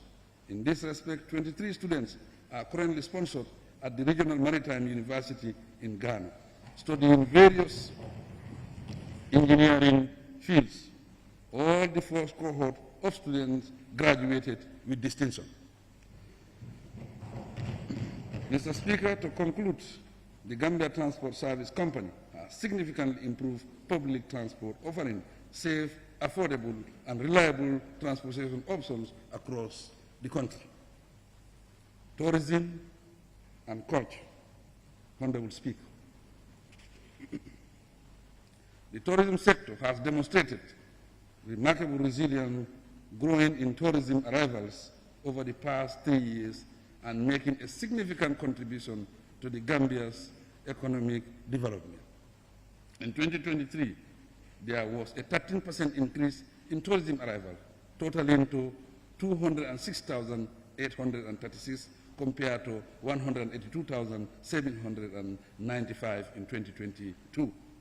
The increase in arrival has translated into revenue increase from 168 million point 19 in 2022 to 333 million point 12 in 2023. These reflect a robust recovery and growth in the sector. In view of the importance of the tourism sector, we will not relent in improving our promotion strategies, infrastructure, products and service to improve access to major hotels along the tourism development area. Therefore, 3 road projects are near completion. Other plans include further promoting community-based ecotourism and domestic tourism. In the cultural sector, the Ministry of Tourism established the National Endowment Fund for Arts and Culture in 2023. Following cabinet endorsement, the fund will be operational in 2024 to provide a steady source of support for Gambians' arts and culture programs. On legislation, the Gambia has ratified 2 major UNESCO conventions, namely the 2001 Convention on the Protection of Underwater Heritage and the 1970 Convention against illicit transfer of cultural goods. Both became effective on 10 February 2024. Trade, industry, regional integration, and employment. Honorable Speaker, through the Ministry of Trade, Industry, Regional Integration, and Employment, my administration remains committed to enhancing trade, fostering private sector development, propelling industrialization, and ensuring the effective functioning of the labor market. Recent measures to mitigate external shocks thus include stabilizing prices and ensuring the availability of essential food commodities. Furthermore, we now give priority to vessels carrying essential goods to avoid undue charges, and we provide subsidies for flour and fuel. We also engage with the central bank to ensure foreign exchange availability for essential commodity suppliers. In 2023, the administration negotiated with the government of India and secured a waiver for rice imports on a concessional basis, with a new extension granted for 2024. This incorporates an allocated quota of 150,000 metric tons for the Gambia. Discussions to include sugar in this waiver support are progressive. In collaboration with the Ministry of Finance, the country secured a $50 million trade finance facility from Badia to support the importation of essential food commodities and fuel. The facility is to facilitate continuous availability and affordability of these commodities. Mr. Speaker, the People's Republic of China granted the Gambia duty-free quota-free market access in 2017 for products like groundnuts, cashew, sesame fish, and cassava. In 2023, this coverage was extended to include 98% of the Chinese tariff. To take advantage of the African Continental Free Trade Area, we have launched the Green Industrial Transformation through Special Economic Zones and Agropoles program. The objective is to establish a climate-resilient, sustainable spatial economic zone and 3 agropoles to accelerate manufacturing and agricultural transformation. I am happy to add that there is funding from the African Development Bank for a feasibility study to establish a special economic zone along the Senegambia Bridge. An Indian consulting firm has been recruited to conduct the study. Also, we have secured $100,000 from the ECOWAS Commission to modernize the Wellingaraba-Lumo for cross-border trade facilitation. In the area of industrialization, the construction of a special economic zone along the Senegambia Bridge corridor is underway, with significant investments projected to create over 1,000 jobs. In the same vein, the Gambia Standards Bureau has developed over 100 national standards to improve market access for Gambian products, and a food testing laboratory is under construction to support national quality infrastructure. The government has also launched the new employment policy 2023-2028 and enacted a revised Labour Act to enhance employment conditions and productivity. These efforts reflect our commitment to strengthening the economy, protecting consumer rights, and ensuring fair competition. Besides this act, there is a legal methodology bill to replace the Ways and Measures Act of 1977. Mr. Speaker, the Gambia Competition and Consumer Protection Corporation administered 116 consumer cases in 2023 and recovered a substantial amount of money through its alternative dispute resolution mechanism. Despite this, there are plans to amend the Competition and Consumer Protection Act and develop a merger review regulation framework. Relative to employment, a national labor force survey to assess employment trends and challenges that have been conducted. We are equally working hard to equip our youth and essential skills for gainful employment and entrepreneurship. Likewise, we have signed bilateral agreements with Saudi Arabia and the UAE to facilitate secure and transparent employment opportunities for our youth abroad. These efforts are aimed at building our trade capacity, improving labor market conditions, and supporting the nation's economic growth. They will also contribute to realizing our target of creating 150,000 jobs opportunities over a 5-year period.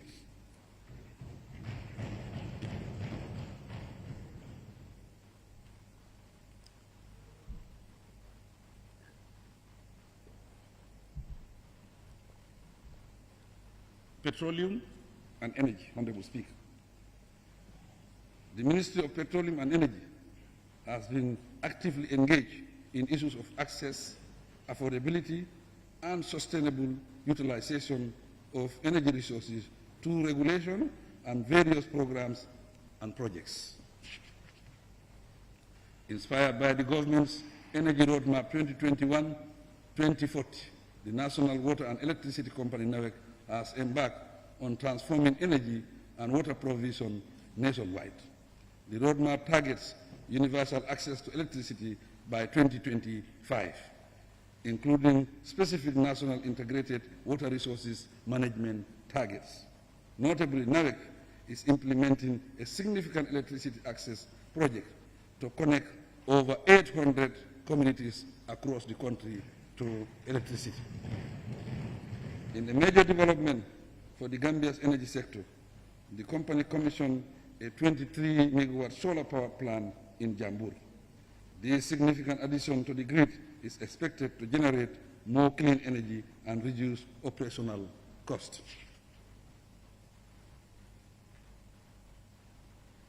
In the geological sector, the focus remains on the sustainable use of mineral resources essential for the construction industry. Specifically, the demand for sand in 2023 exceeded 1 million cubic meters due to extensive infrastructural development. Although the mining sector generated $172,962,922 as revenue during the reporting period. Sand, gravel, and other heavy mineral concentrates contributed significantly to this achievement. The Gambia National Petroleum Corporation, GNPC, continues to pursue energy security by exploring and developing the country's petroleum resources. It has engaged in power purchase agreement and partnership for crude oil exploration and capacity development with entities like the Nigeria National Petroleum Corporation and Guinea-Conakry's Sona. GNPC is also participating in the Nigeria-Maroc gas pipeline project, which aims to utilize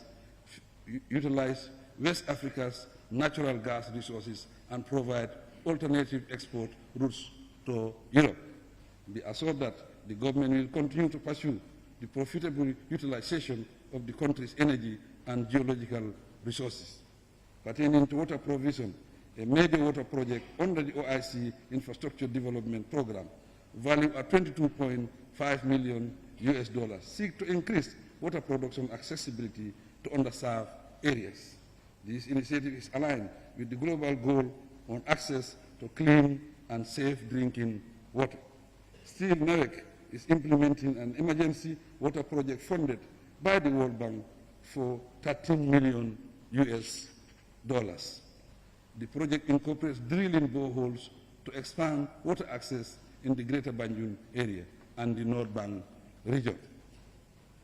Environment, climate change, and natural resources, Honorable Speaker. On climate risk management, the Ministry of Environment, Climate Change, and Natural Resources is currently developing a legal framework to oversee the carbon trading market in the Gambia, aiming to better manage climate risk. In this regard, the Environmental Impact Assessment Program is to ensure that projects undergo environmental and social screening before implementation. The NEA remains steadfast in taking the lead to protect the environment and ascertain the security of everyone in the country. To succeed, the agency is completing a state-of-the-art laboratory to analyze chemical and soil samples, among other functions. The facility will support informed decision-making and timely action to protect the environment and public health. Recent cabinet approvals include the NEMA Amendment Bill 2022, the Hazardous Chemicals and Pesticides Management Act Amendment Bill, and the Waste Bill. Their enactment will significantly strengthen efforts to tackle environmental challenges. The Forestry and Wildlife Management.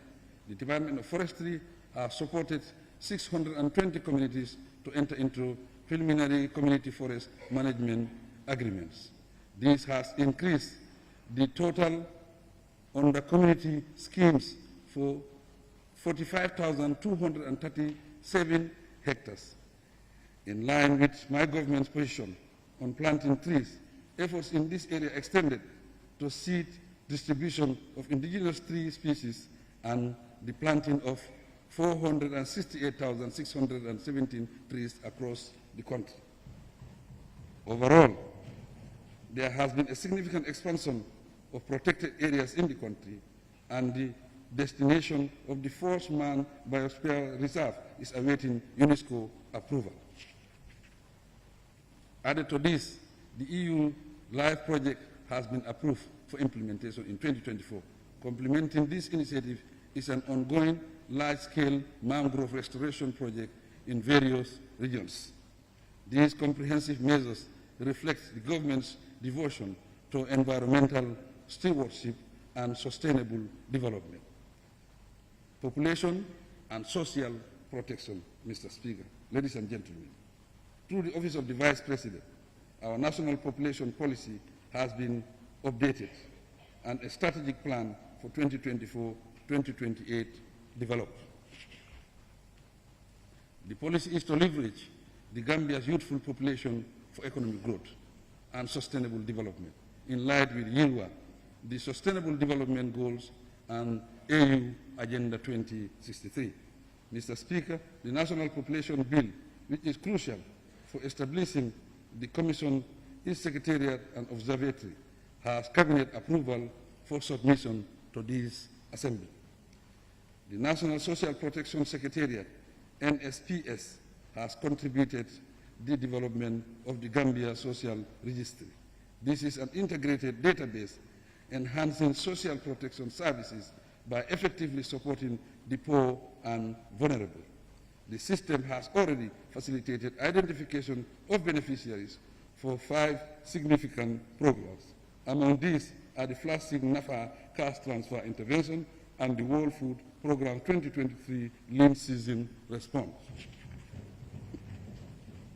Happily, the Gambia Social Registry is transforming social protection services to the people, and we hope to achieve nationwide coverage by the end of the year. Even at this early stage, the registry has supported 8 programs that include those run by NGOs, development partners, and various government ministries and departments. Honorable Speaker, let me officially announce the government-funded initiative of mainstreaming social assistance to vulnerable households through the Family Strengthening Program.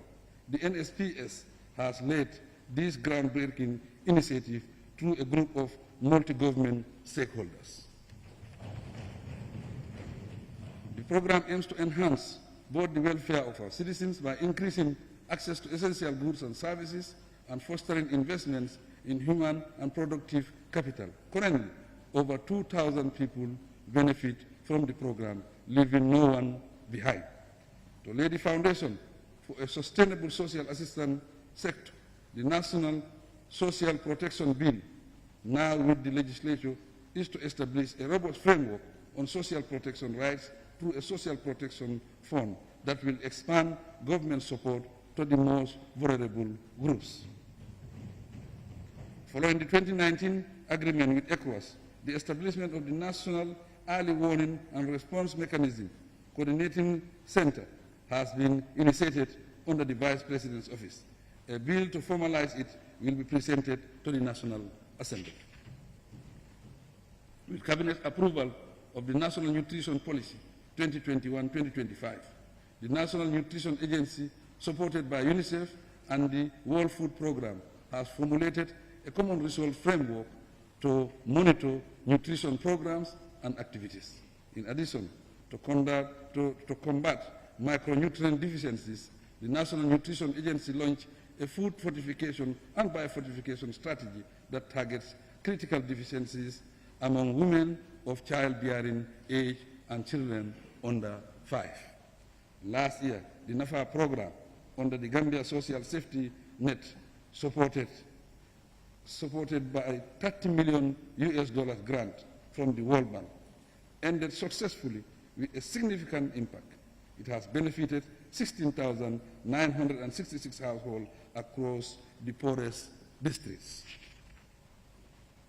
To build on this success, the program will be expanded to include an additional 20,000 households. To protect public health and facilitate both national and international food trade, the Food Security and Quality Assurance is implementing its decentralization strategy by deploying food inspectors and safety officers at all national border points to ensure food safety in the country. A comprehensive country-wide food control system has thus been established. Mr. Speaker, the National Disaster Management Agency, NDMA, recently updated the National Disaster Management Policy and Strategy to address disaster risks. Preparedness activities, including drainage, cleaning, and waterway dredging, are underway in flood-prone areas. Last year, NDMA completed cash transfer to households affected by mild drought and collaborated with WFP to improve essential food supplies to disaster-affected and food-insecure households during the lean season. Land, regional government, and religious affairs. Honorable Speaker, land administration is indeed a matter of great concern to my government. We continue to have land disputes around the country that trigger tension and chaos. the trouble that erupted in Gunjur and Manduar, and the land disputes in CRR and URR are typical examples. In the same way, the destruction of forest land and reserve or protected sensitive wetlands threaten the peace in some communities. Equally troubling are the communal boundaries and international border tension, thus requiring attention. All these have a negative impact on our flora and fauna, in accordance with the Banjul Declaration of 1977. Accordingly, the Ministry of Lands, Regional Government and Religious Affairs, with assistance from the World Bank, is formulating the country's first ever national land policy. The policy will introduce a land tenure system to ensure tenure security, equitable land access, and promote sustainable use of land resources. Also, it is designed to generate wealth, mitigate poverty, and reinforce resilience against environmental changes. In other development, the World Bank has allocated $10 million to support the development of a gender-sensitive, climate-informed national land policy to guide reforms in land tenure, governance, and administration. Meanwhile, the process has started to develop an automated land resources management system under the West Africa Coastal Area Resilience Project. The scheme is to contribute to diversifying the economy, securing land titles, and resolving ongoing land disputes by creating detailed maps and land use plans. Communication and digital economy. Honorable Speaker. The Ministry of Communication and Digital Economy and stakeholders have formulated policies, strategies, and regulations to steer the Gambia's digital evolution. Key instruments developed so far range from the Digital Economy Master Plan 2023, the Digital Addressing Policy, Fiber Protection Policy, and Open Data Policy to a digital strategy. For enhanced security and compliance, a registration system is equally in place to ensure that only authentic devices operate within the country. In collaboration with the Public Utilities and Regulatory Agency and the Gambia Revenue Authority, we have engaged SICPA, a company in South Africa, to implement a revenue assurance and tariff monitoring system. This system is to guarantee accurate taxation on both international and local voice traffic, including value-added services. Significant progress in e-government initiative has been made with the support of the World Bank through the West Africa Digital Integration Program. This involves rolling out a second submarine cable to speed up connectivity and provide crucial international redundancy for the Gambia. I have mandated the upgrading and rolling out of a national digital ID system, which will harmonize identification systems within the country and assign a unique identifier to every Gambian. The exercise will coincide with the expiration of the current ID card and driver's license scheme. Mr. Speaker, this year we plan to present the Malabo Convention to the National Assembly for ratification. Once enacted, it will strengthen collaboration to manage cross-border cyber security. To reposition GAMTEL and GAMCEL to achieve the target set by National Broadband Strategy and Policy, the World Bank has agreed to support the transition to allow private sector participation in the management and operation of GAMTEL through a special proposed vehicle partnership and outright sale of GAMCEL. Cabinet has accepted this public-private partnership arrangement and will appoint a transaction advisor to assist the government during the transaction process. Information, Honorable Speaker, as required in Section 41 of the Access to Information ATI Act 2021. The process of appointing information commissioners is in progress, subject to confirmation by the National Assembly. 5 distinguished Gambians have been appointed. These appointments are necessary for the effective implementation of the ATI Act, which aim to address transparency and accountability issues. Our goal is to operationalize the Information Commission this year. Mr. Speaker, equally important is the Personal Data Protection and Privacy Bill 2023. It has cabinet approval and will be tabled here shortly. This bill is essential for regulating personal data processing and protecting the rights and privacy of individuals. Concurrently, the government is drafting the Information Media and Broadcasting Bill, IMB 2024. Among other objectives, it is to institute inclusively consultation and partnership with media establishments, both public and private. The bill will repeal the Information and Communication Act 2009. In the area of regulation, Mr. Speaker, the Public Utilities Regulatory Authority and the Ministry are finalizing the Broadcasting Contents Regulation 2024. These regulations, pending the enactment of the IMB Bill 2024, will promote responsible broadcasting practices and ensure compliance with existing laws. Once published, it is expected to play a significant role in shaping broadcasting standards in the Gambia. During the course of the year, the Ministry introduced a public engagement and popularization of the government agenda initiative. This content development and multimedia broadcasting initiative is to foster constructive national dialogue on national socio-economic development matters. Public service.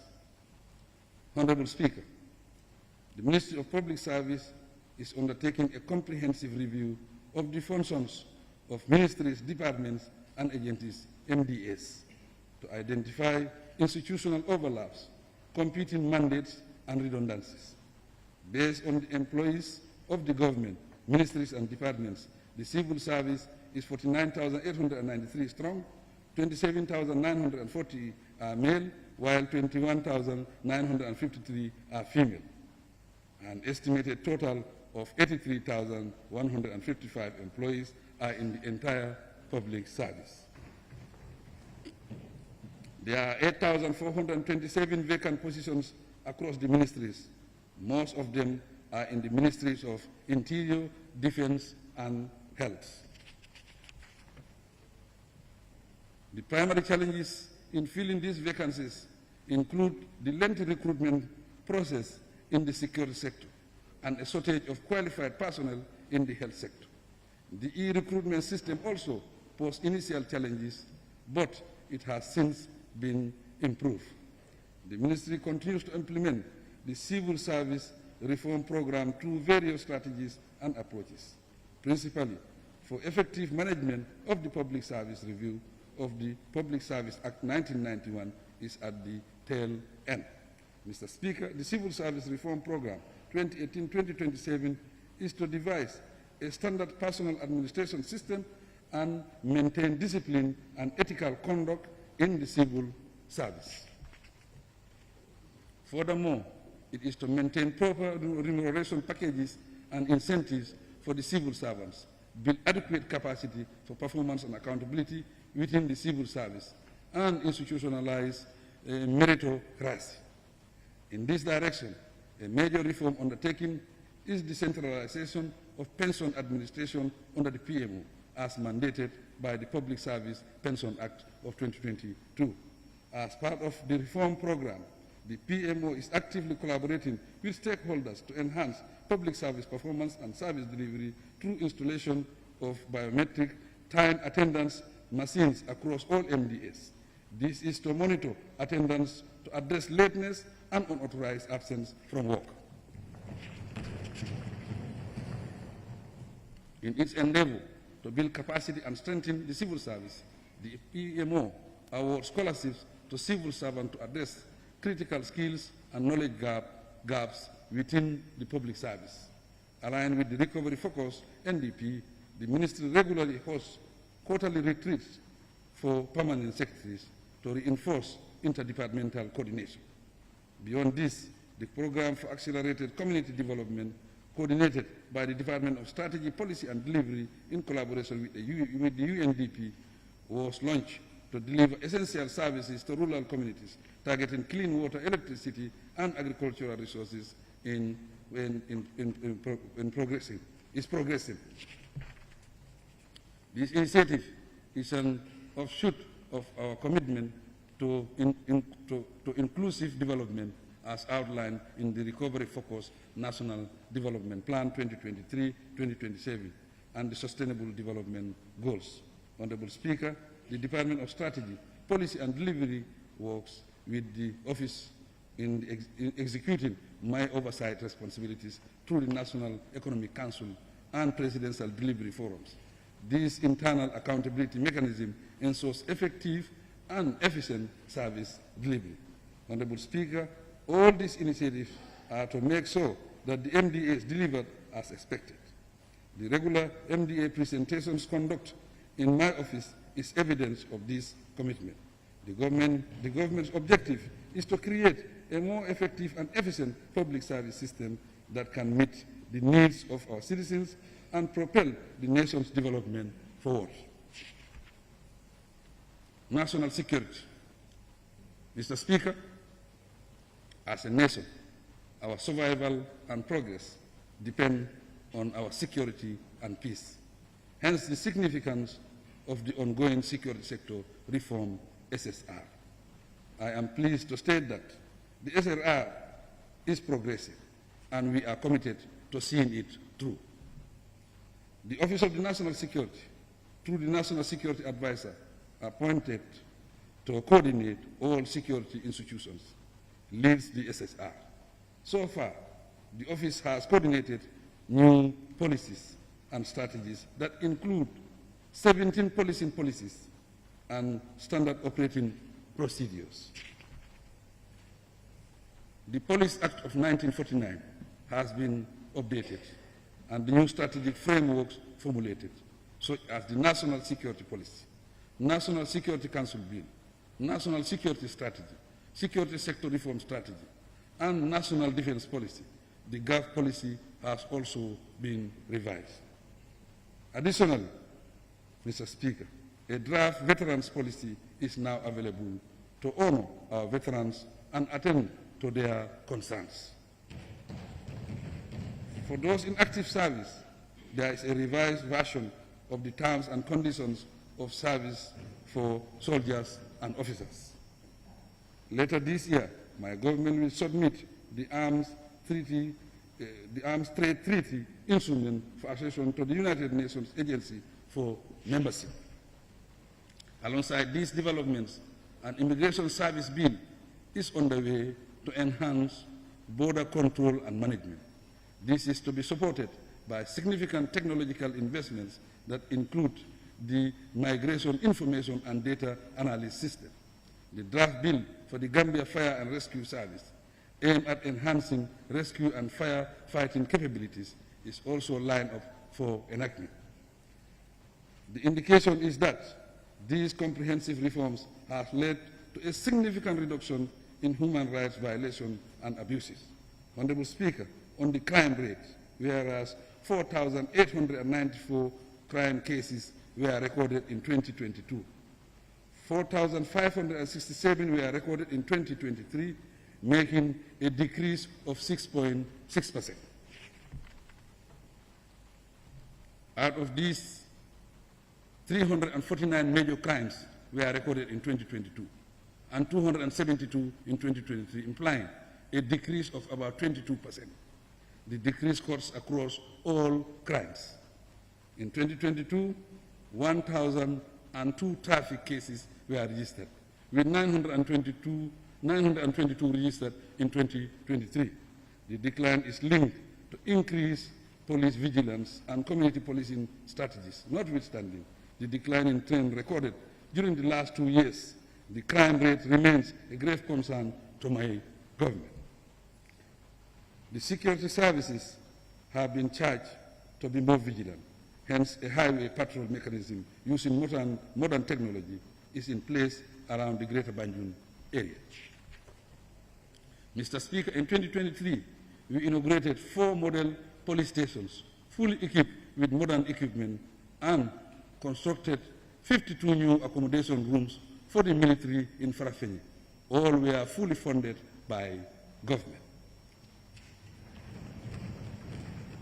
To complement these efforts, we have commissioned 2 naval vessels, one funded by the government of the Gambia and another donated by the Kingdom of Spain. This development has facilitated collaboration with the Republic of Senegal to combat cross-border crimes. Mr. Speaker, the Gambia Immigration Department reported a significant increase in revenue performance in 2023, collecting over $200 million as opposed to $104,407,130 in 2022.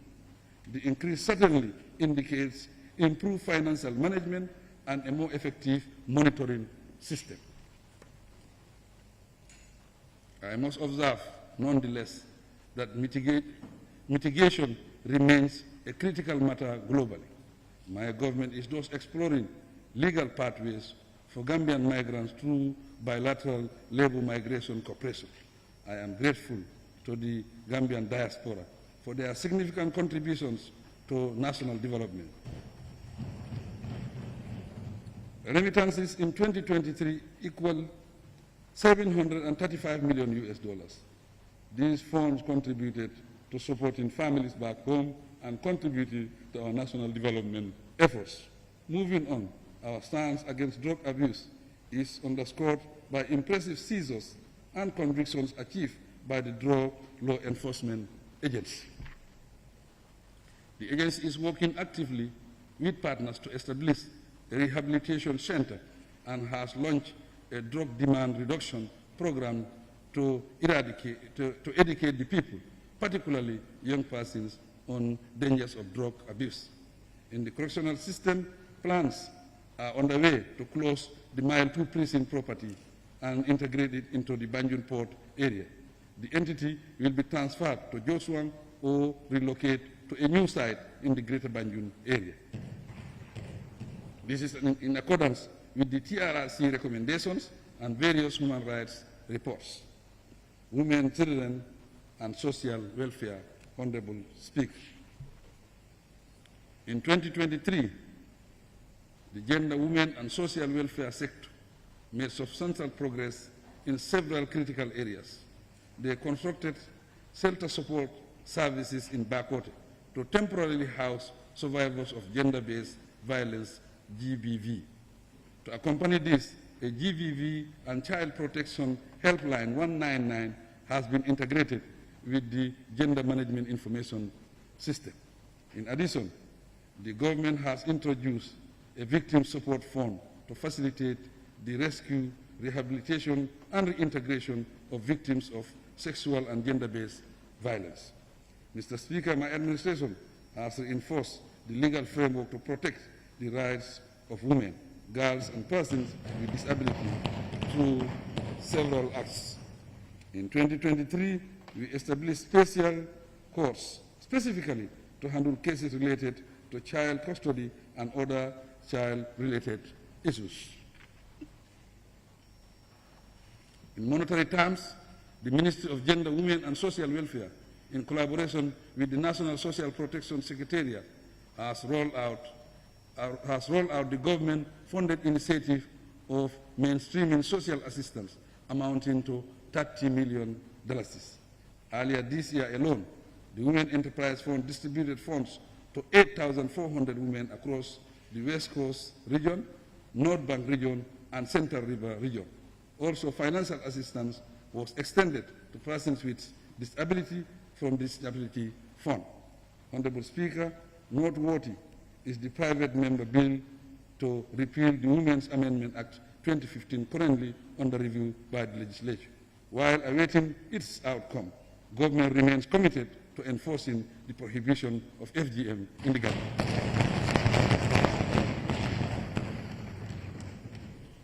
Moving forward, in 2024, we plan to expand the special court for children to handle more cases and set up a forensic lab dedicated to processing evidence in SGBV cases, specifically for rape.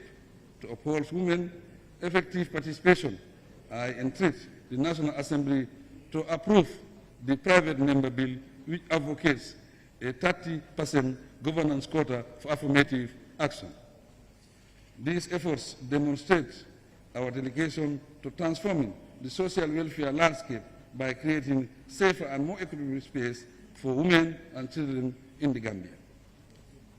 Education, Honorable Speaker, distinguished ladies and gentlemen. Education and skills acquisition are fundamental rights for every citizen. Therefore, my government places a high priority on the delivery of educational services. On progress made from 2022 to 2023, we registered significant infrastructure growth, including the construction of over 775 new classrooms and 1,030 toilets for both conventional and non-conventional schools. This expansion is geared towards making quality education affordable and accessible nationwide.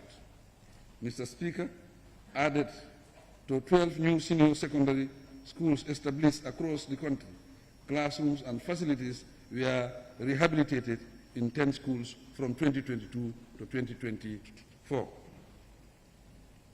There is a notable increase in enrollment, with enrollment at the early childhood care and development level rising from 130,952 in 2022 to 136,283 in 2023. Similarly, enrollment at all levels have all shown upward trends. We are grateful for the partnership with organizations such as the MRC Holland Foundation, the World Bank, and various UN agencies. Honorable Speaker, over the past 3 academic years, our post-secondary institutions, including TVET centers, recorded significant enrollment increase. In 2022, enrollment reached 36,791 students, compared to 34,894 in 2021, although it dropped slightly in 2023 to 35,272. It still remains robust. Linked to this recently, I launched the Skill, Innovation and Entrepreneurship SIE Fund to train our young people to utilize technical skills learned from the classroom is suitable for business ventures. Mr. Speaker, the number of graduates from our public institutions continues to increase in view of the increase in the number of higher education institutions in the country. The University of the Gambia alone impressively graduated 1,321 students in 2022 and 1,329 in 2023. Of course, its capacity to increase enrollment is constrained by several factors. The government supports students through scholarships, both within the country and abroad. In 2023, we supported 1,591 students with scholarships. This far, in 2024, we have already awarded 655 additional scholarships, totaling to 2,246 to promote equitable access to higher education opportunities. To ensure sustainable financing, a student loan scheme, research and innovation fund, and a tertiary and higher education trust fund will be rolled out soon. Each of them have cabinet approval and will be presented to this August Assembly. Mr. Speaker, in 2017, my administration has increased access to quality tertiary and higher education while promoting research, science, technology, and innovation. The Ndemban and Kanela Skills Training Centers are now in operations. They offer skills training in relevant areas, and students receive government scholarships to ease the financial burden on their parents. Despite these achievements, plans are underway to open additional skill centers across the country to meet the skills need at regional level and support local development. Honorable Speaker, significant strides have also been made in infrastructure development. The University of the Gambia's Faraba Banta campus is complete and in use. Completion of the construction of the new University of Applied Science, Engineering and Technology is expected this year. Legal and judicial matters. Honorable Speaker, since 2017, my administration has embarked on significant legal reforms. Our efforts include introducing a new constitution, and we remain committed to pursuing it this year. It is hoped that a referendum on the new constitution will be held in December 2024. Mr. Speaker, among items of legislation enacted in 2023 is the anti-corruption bill, apart from robust frameworks to criminalize corrupt practices. Specialized anti-corruption agencies has been strengthened to effectively enforce the law on corruption. The Victim Reparation Act aimed at providing reparations to victims of human rights violations from the past regime has been enacted to ensure integrity and accountability in government. So has the Ban from Public Office Act been enacted to prevent individuals convicted of corruption or related offenses from holding public office. The former President's Act, also enacted, acknowledges the services of the nation's former leaders.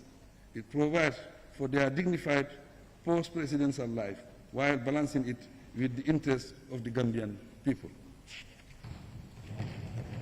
Honorable Speaker, another piece of legislation is the Commission of Inquiry Amendment Act 2023 to conduct thorough investigations and ensure justice and accountability within government. Several other bills are now under consideration. Among them are the Criminal Offences Bill and the Criminal Procedure Code Bill. Both are vital in building a more transparent and accountable society. Mr. Speaker, the Ministry of Justice is acting on the TRRC recommendations, particularly through the drafting of the Special Accountability Mechanism Bill and the Special Prosecutor's Office Bill. These bills are part of a broader strategy to establish a hybrid court in collaboration with ECOWAS. The court will apply both domestic and international law to TRRC cases. The establishment of the Special Criminal Division of the High Court, staffed by distinguished Gambian judges, marks a huge step towards presiding over TRRC-related cases impartially and effectively. As we continue to strengthen our legal and judicial systems, my government remains resolute in its commitment to upholding the rule of law and ensure justice for all Gambians. Youth and sports. Honorable Speaker, one of our objectives is to guide our youth towards entrepreneurship, employability, and leadership, foster widespread community and national sports participation, and strive for sportless international engagements. The period under review marks significant strides in this direction. The revision of several legislative frameworks and policies and the effective coordination of related programs across the nation via satellite institutions are notable aspects of this drive. On further legislative efforts, with support from the UN Peace Building Fund, the Ministry of Youth and Sports and their stakeholders have reviewed key acts and developed the new Gambia Sports Bill and Youth Bill, alongside proposed amendments to other existing acts. This will be presented to the National Assembly. The Youth and Sports Development Levy has facilitated the construction of sports facilities in strategic national locations and the implementation of the Youth and Sports Revolving Loan Fund. Several mini stadiums have been inaugurated, and there are more construction works and upgrading of facilities in the pipeline. Mr. Speaker, our national teams have proudly represented the nation in recent international competition, participating consecutively in the 2023-2024 African Cup of Nations and the All Africa Games. We applaud them and wish them well in all future competitions. The Ministry of Youth and Sports is continually initiating skills development and employment opportunities for youth. The National Youth Service Graduate Program, launched last August to prepare young graduates for the job market, is a clear example. Another is the ongoing training in sustainable farming practices provided by the Gambia Songhai Initiative. In 2023, The President's International Award Scheme celebrated the achievements of 1,650 young recipients. Likewise, we continue to support needy training programs, which have benefited over 1,000 young people. The Bagway returnees, many of whom have started or scaled up their businesses, are participants in these programs. Health, Honorable Speaker. Without compromising on quality, my administration is dedicated to delivering healthcare services, putting emphasis on primary healthcare, efficient service delivery, a well-trained healthcare workforce, and strong health infrastructure.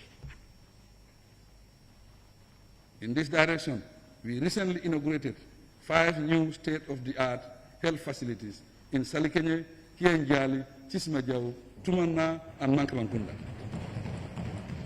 respectively. Construction of the Njao Health Center is progressing with satisfaction.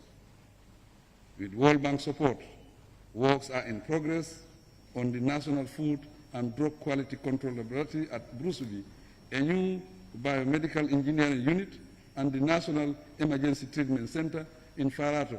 Completion is expected this year. On a separate development, my government has allocated $250 million to procure essential medicines to readily ensure treatment of common communicable diseases, especially for maternal and child health. This aside, we continue to collaborate with the Global Fund to combat HIV and AIDS, tuberculosis, and malaria.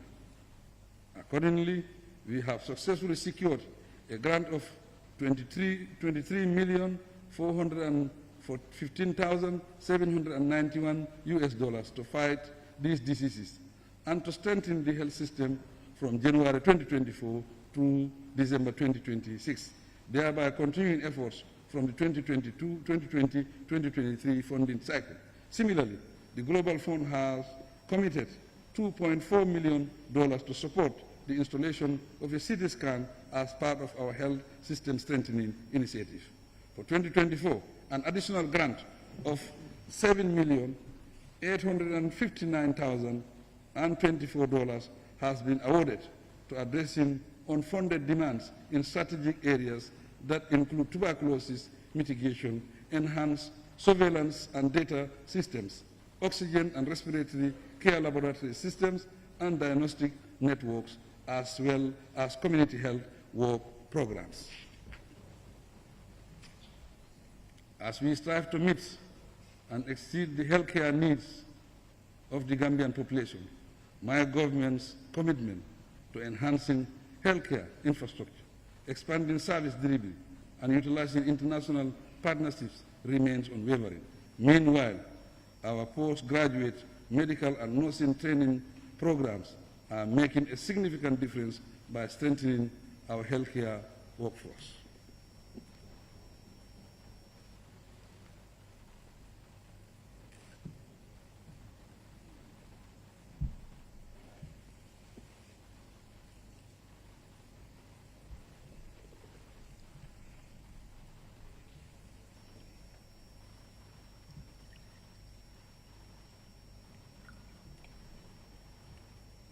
My conclusion, Honorable Speaker, Honorable National Assembly members, distinguished ladies and gentlemen, my address clearly portrays a nation that is amazingly recovering from the devastation of a global pandemic that strangled the world economies. A nation in progress, and a nation whose development efforts are already yielding resounding results.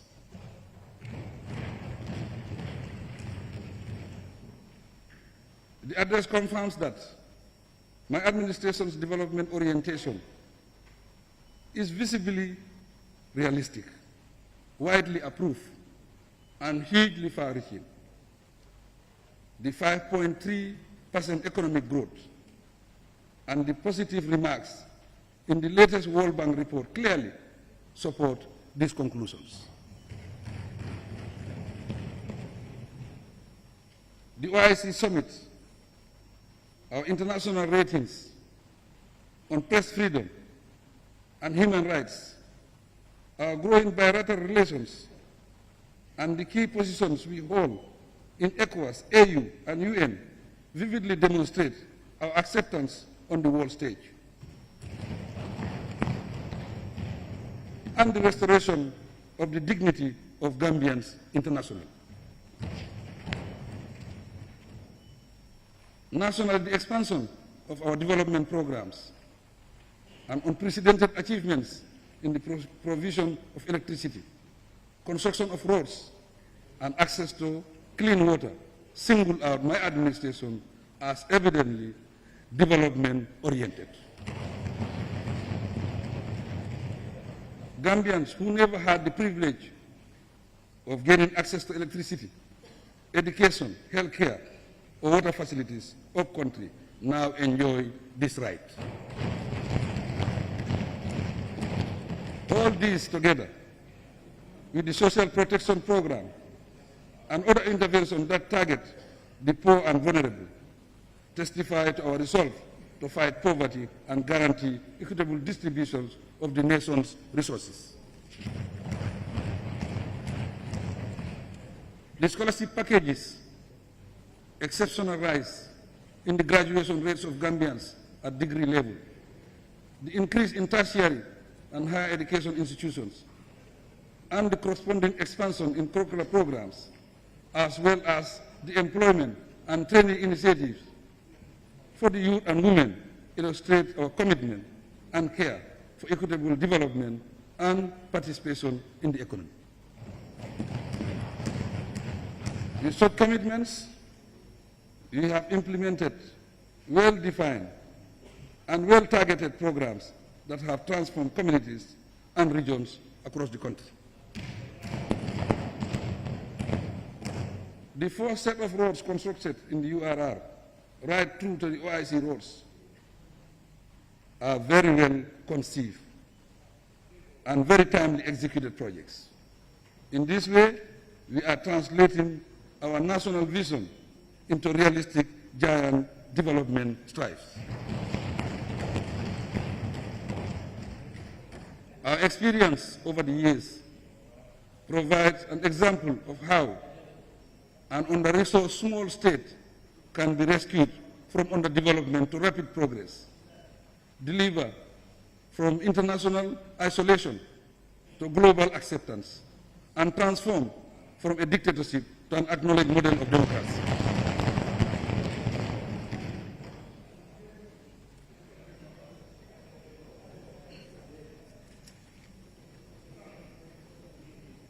There is no turning back and no slowing down for us.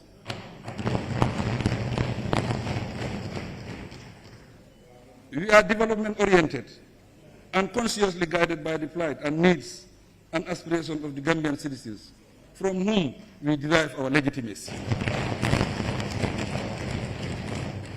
We will continue to leverage the advantages that come with friendship and partnerships,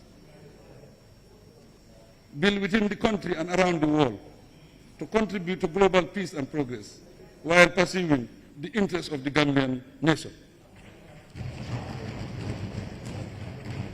Honorable Speaker, crime and the cost of living are indeed daunting challenges, because crime is a terrible hindrance to peace, security, and progress.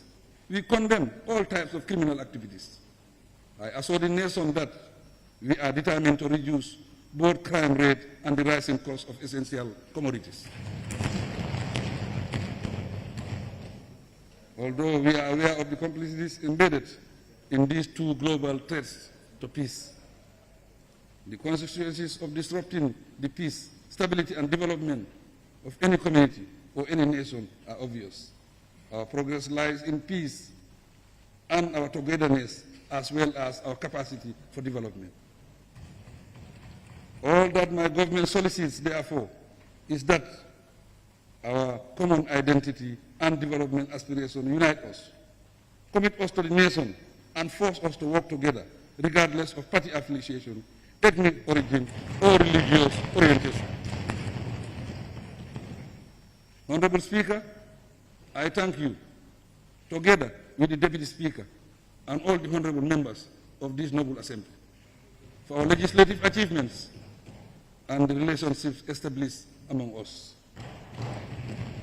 I am equally grateful to our development partners, the international community, and the entire Gambian nation, for without their collective support and efforts, we will not come this far.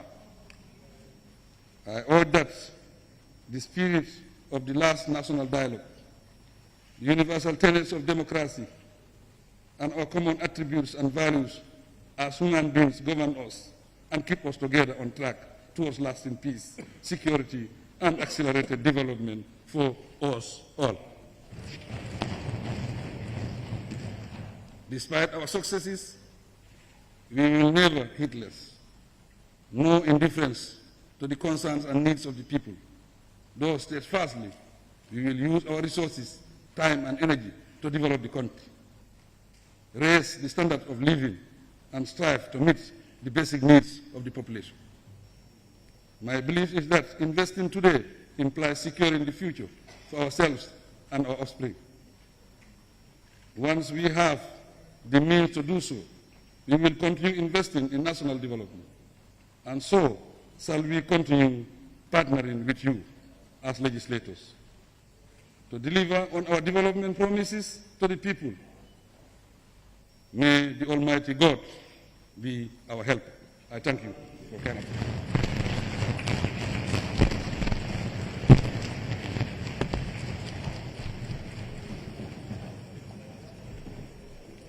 Thank you, Your Excellency. Honorable members, any seconder? Honorable Member for Kantora and Majority Leader. Thank you very much, Honorable Speaker, for giving me the floor. Equally, I rise to second the motion and thanks the Excellency for well-articulated and comprehensive speech delivered here in the Alo Chamber. Indeed, a true Democrat and defender of human rights.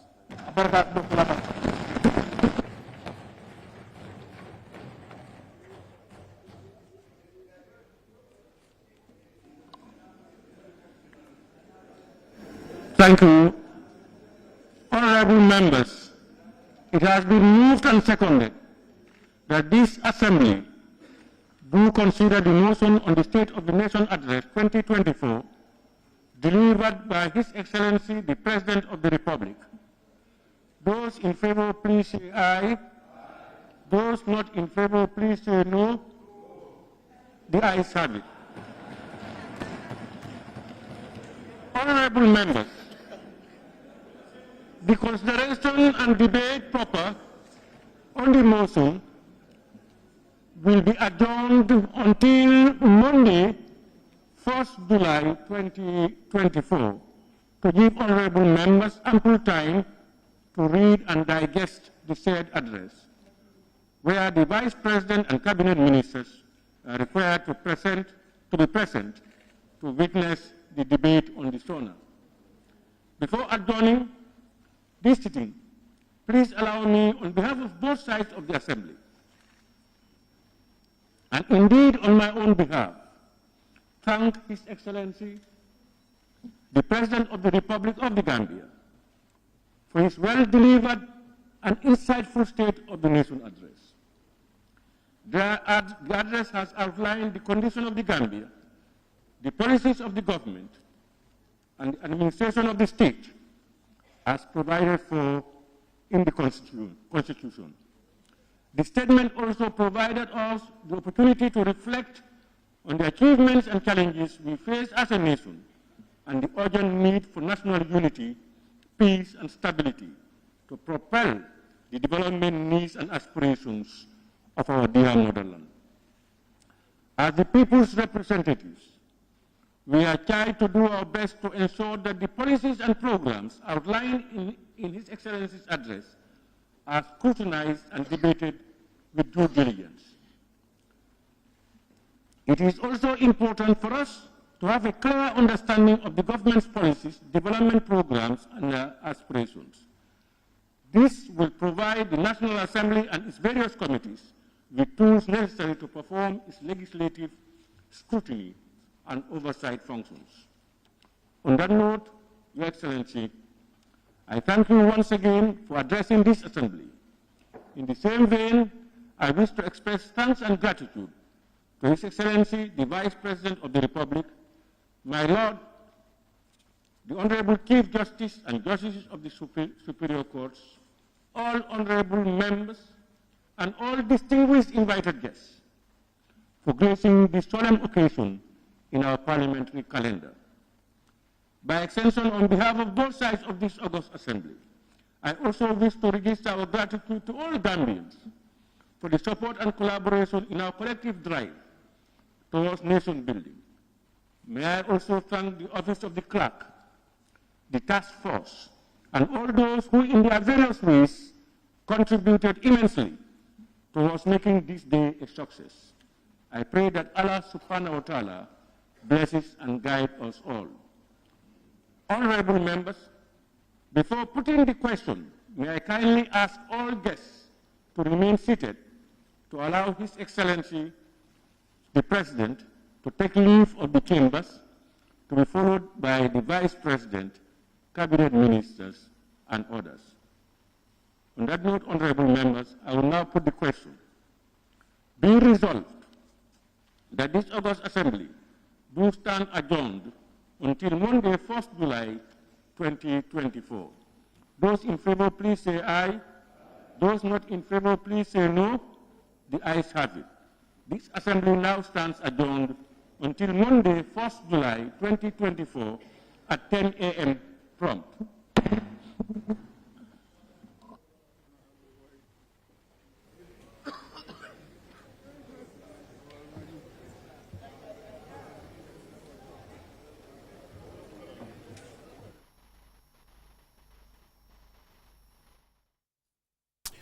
Well, viewers, there you had the President of the Republic, President Adama Barrow. They are delivering a marathon State of the Nation address to the National Assembly. This is his 8th State of the Nation address since his election in 2016.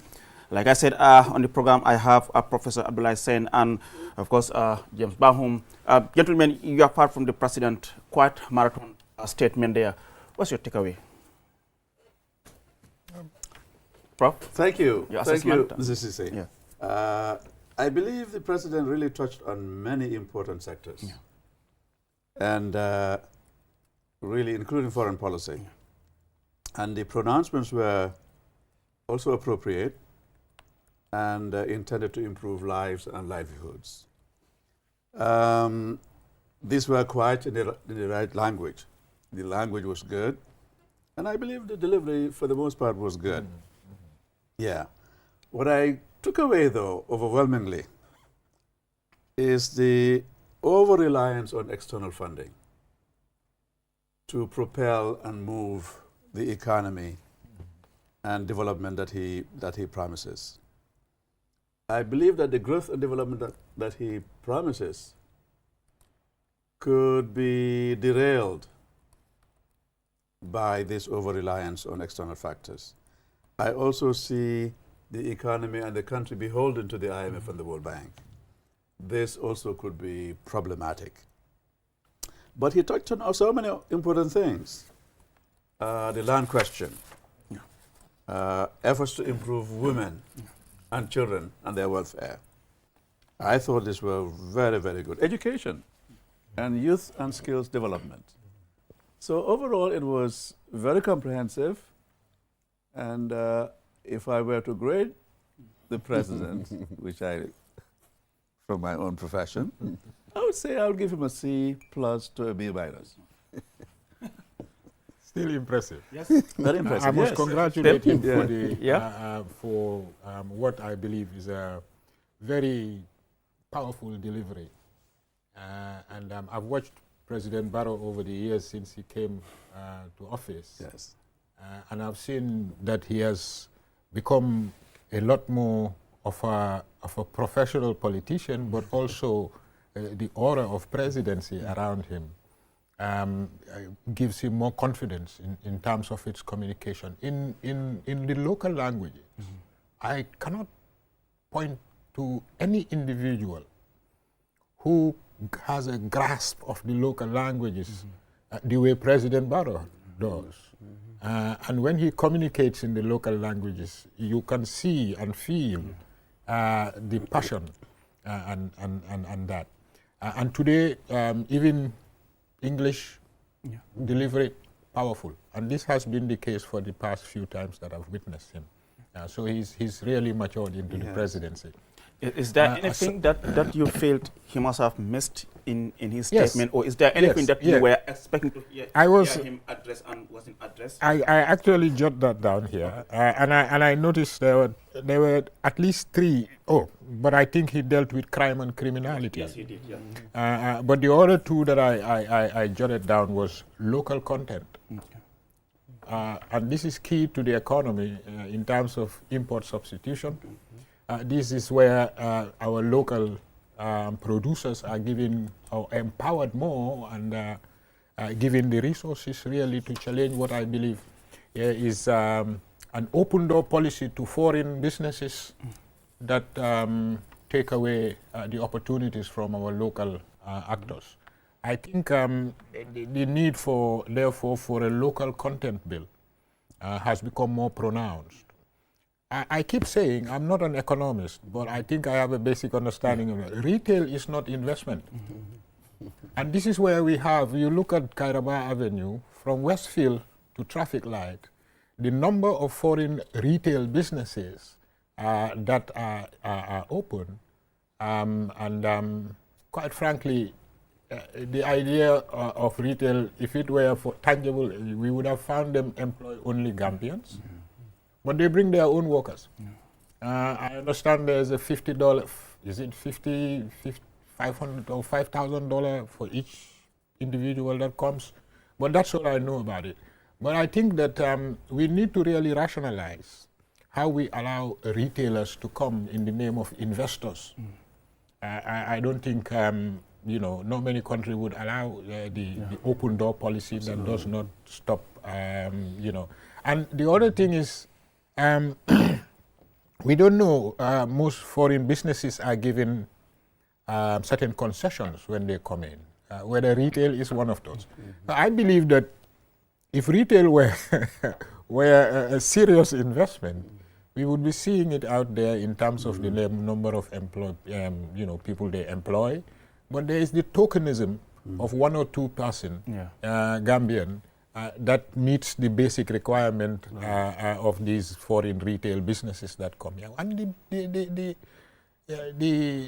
the thing is, they take a whole lot of foreign currency out of this country. Sometimes I don't want to seem cynical about this. I am not a jingoist and all that. But I believe that there must be some way of addressing this. All the supermarkets, mostly, retail for me is not investment. The other one is local content as well as diaspora voting. I know there are certain initiatives as far as legislation, hopefully this time, the successful passing of the draft constitution, there is a hope that it will, So he dealt with that. But adjacent to that is the question of diaspora voting. I know the electoral bill is going through the motion as well, and therefore maybe we'll have to wait and see. Some have expressed some cynicism that it will happen, but I am perhaps of the view that given all the time that we spent working on this particular issue of diaspora voting, this is the time for it to happen. And the campaign still goes on. And so those were the 2 things that I noticed were really remarkably absent. And I believe that, there would be an opportunity to really discuss this in greater detail. And Prof, for you, was there anything that you were anticipating in the statement and it's not highlighted? Like you said, it's quite comprehensive. It's very comprehensive, and I think he did a very good job in covering most of the bases. I would have liked him to be more forceful when it came to the Constitution, rather than hanging it on hope. I mean, I think Gambians are hungry for a new Constitution.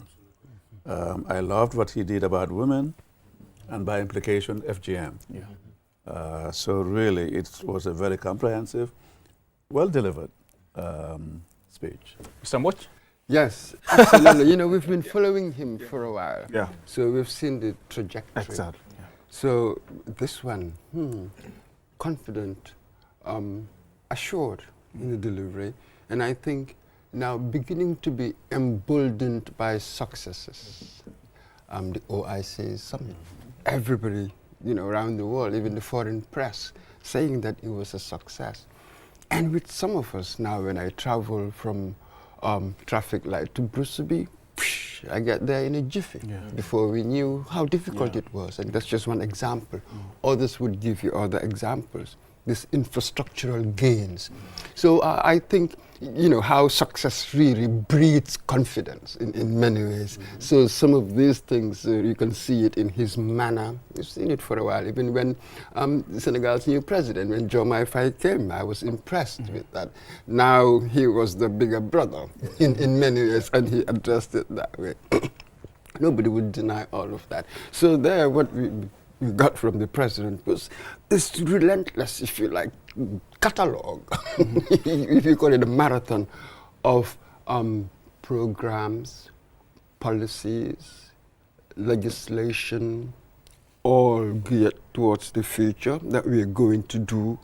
So of course the difficult challenge is, would I get the right outcomes? Yes. You know what I mean?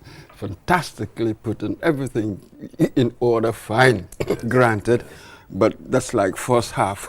Let's take a football match. We've done first half, now second half would be the delivery. So we will see how it goes in that area. And yes, we sort of noted the omission, local content. Absolutely, you know, a good number of business people have really been pushing for that, and for good reason, really. Yeah. So that is it. We expect that. And back to the agriculture sector. I mean, he said 25.5% of the GDP was by agriculture in 2023. I mean, I saw you when he was making that statement. You were, you know, nodding your head. I mean, were you surprised? Yes, about the very low threshold. Not necessarily because it was brilliant. 25%, if you claim that agriculture is your backbone of your economy, we should be looking at something over 50-60% contribution. The other area is the extractive industry.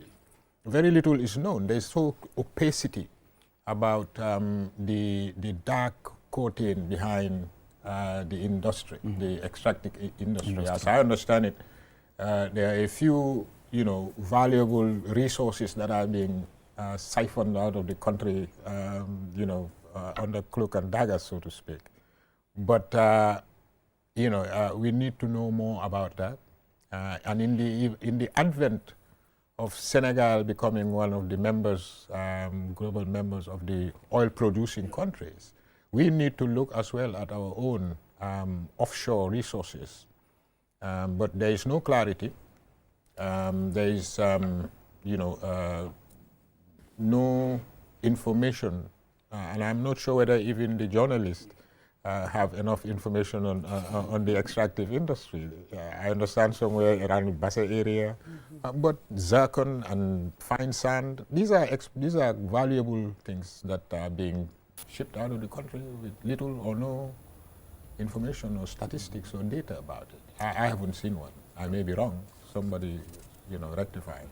And just before I bring in Prof, let's look at the fishing sector as well. I mean, it's one which is said, I mean, the total revenue decreased in 2023 from what was 130 million in 2022 to 110 million in 2023. Yeah. This is a sector which, you know, I'm shocked by that. Quite lucrative. I'm shocked by that, and but I'm not surprised. Okay.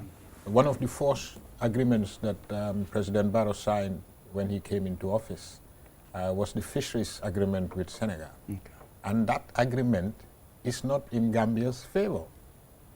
It gives too much leverage to the Senegalese, because they are talking about, you know, landing fish catch in Senegal in exchange for the training of some Gambians and stuff like that. But the most important for me, which is a threat to our sovereignty. It's giving Senegal the right of hot pursuit into our country so these things. But it's the fact that the Senegalese people have access to our marine resources. If you realize just after Diomaye took over and his first cabinet, he declared a 3-day moratorium on foreign ships fishing in and all of a sudden there was this bumper harvest of, of massive fish stock. I think we need to exercise something of the sort. So that we can assess. Do you think his announcement of, that there are plans to construct fishing boats and of course having Gambians building more interest in the fishing sector will help address, having foreigners, dominating this sector? Yes. I think that is commendable. Okay. But it has to be.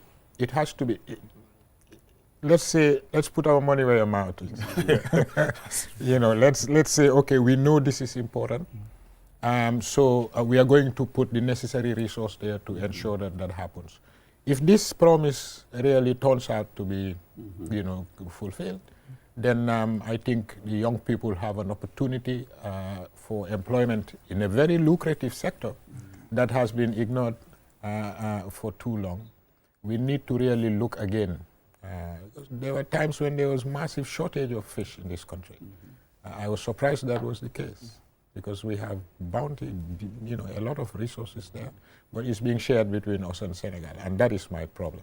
And Prof, at the start of his statement, he started with the issue of the foreign policy. Yes. He said the Gambia remains committed to global peace and solidarity, and that the government is committed to promoting a foreign policy aligned with our national interests. Do we have a foreign policy in the first place? Well, it was curious that he would start with foreign policy. Yeah. Mm-hmm. But I think that was his strongest suit. Mm-hmm. And understandably, that was his selling point. Yeah. I do believe that the Gambia has a foreign policy. Okay. It has been a foreign policy predicated on securing resources from the outside to promote economic and political development within the country. This has been the consistent trend from Jawara in the first republic to the current period. Look, this is understandable. We are a resource-poor, income-poor country. And one way of legitimizing a government and its policies, especially its economic policies, is to really establish bilateral, multilateral, focusing on good citizenship within the UN, the IMF, and other international organizations. So on that score, really, I think the Gambia, under his leadership, President Barrow's leadership, has done extremely well. I have mixed feelings about the success of the summit. Yes, it is easier to apply the roads down on Harding Highway, but really there are a lot of things that need to be looked at with regard to the content and the conduct of Gambia's foreign policy. And one way of doing that probably is to really unpack, maybe reorient, maybe a reset of our foreign policy that would focus more on regional integration as is being done by Senegal.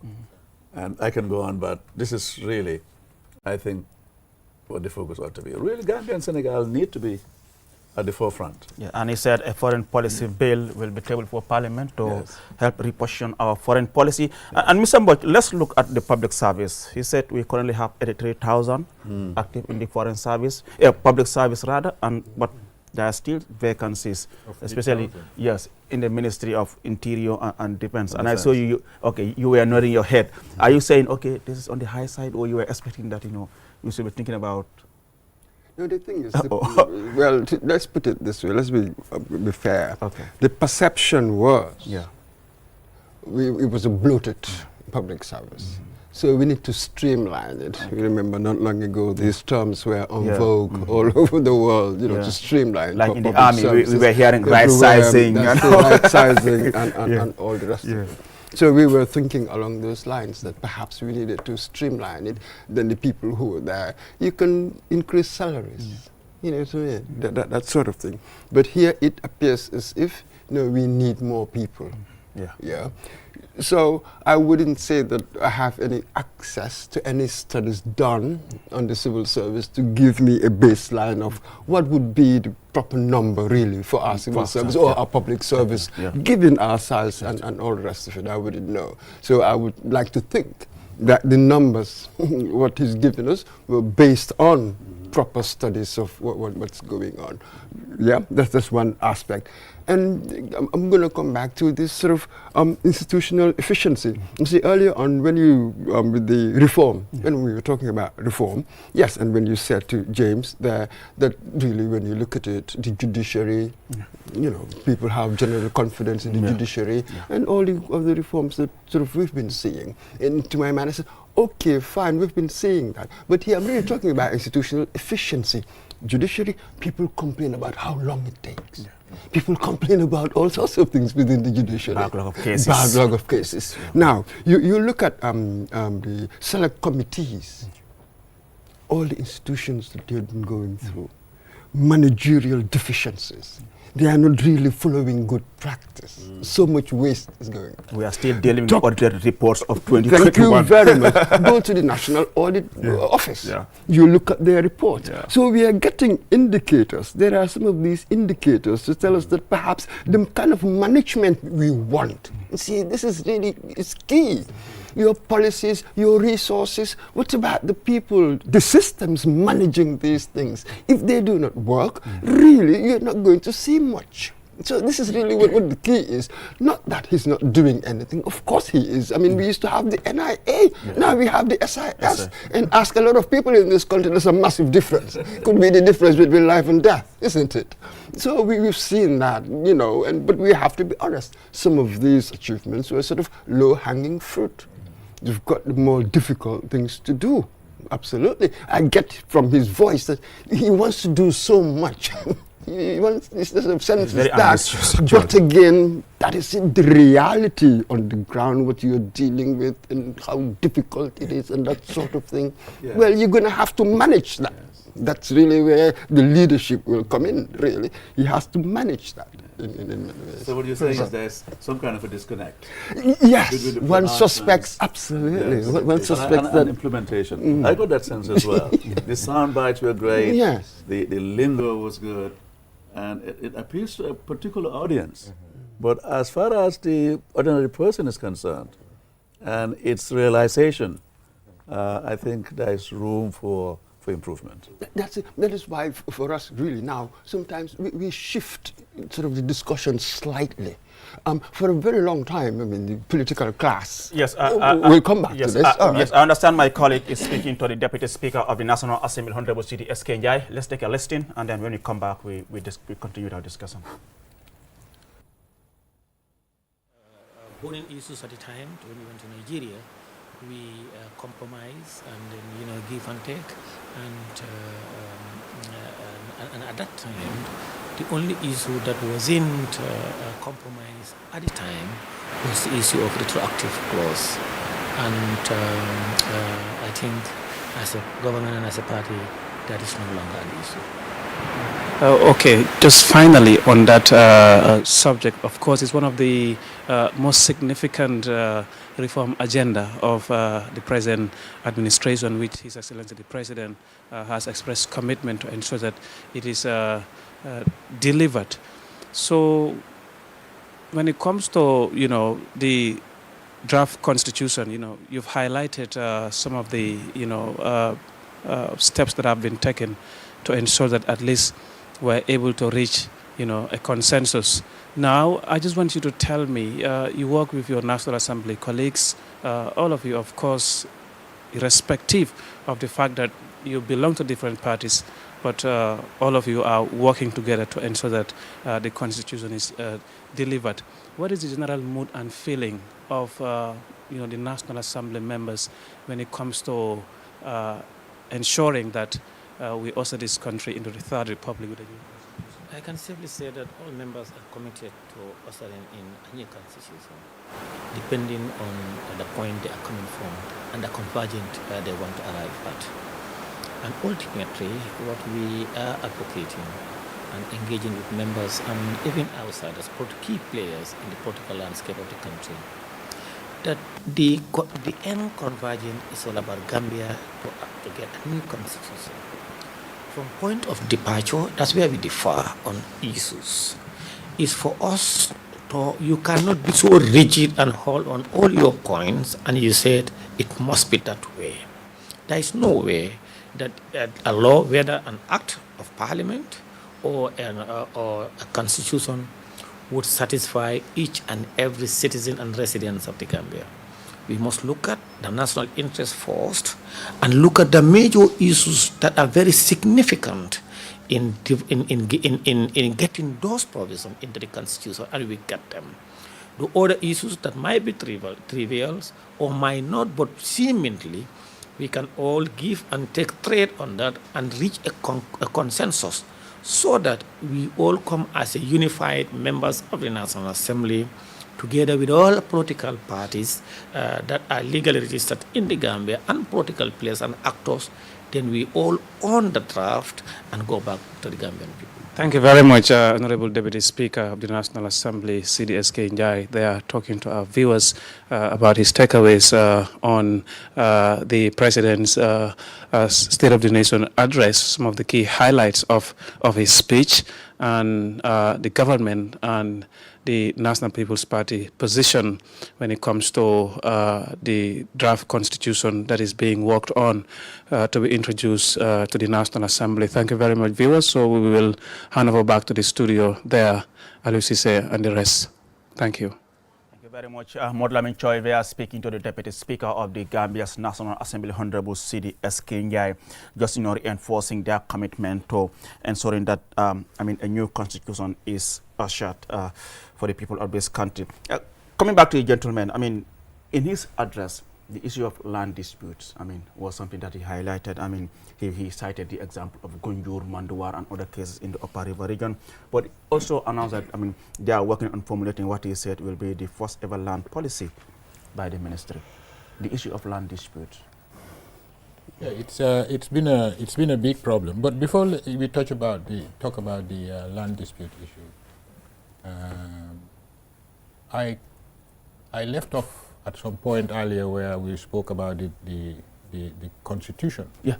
And Mr. Njai here, Deputy Speaker, is reiterating their commitment to ensuring that the passage of the draft Constitution this time around, as we all remember the last time, it was dashed hopes for the nation, and everybody who looked forward to a new Constitution which would have set in a new republic and transition us definitively from dictatorship into democracy was truncated. We agreed on that. And that perhaps is the reason why most of the other adjoining reform policies couldn't find a legal basis. Because the Constitution that we are still using is a shell of what it was in August of 1996 when it was taken to the people in a referendum. Because of the number of amendments that have been effected on the Constitution makes it a totally different document from what it was in August of 1996. I hope that this time the Constitution, and he pointed that out rightly, Mr. Njai, that a Constitution cannot satisfy everybody. That's true. Yeah. There must be a convergence. There was a compromise, and all of that. And I noticed that the last time the two main issues that I figured out were the cause for the truncation of that process was that one, it was the question of the secularity, whether it's secular or non-secular and stuff like that. I think that can be bridged. We can find, some kind of common ground on that, even though it was very partisan, very, argumentative. But the other one as well was the powers of the president. And I think this is the contentious issue that finally led to the abandonment of the bill. In a modern democracy, I think leaving too much power, I'm not saying Barrow has, but leaving too much power in the hands of one person is a recipe for anarchy. And we've seen that play out,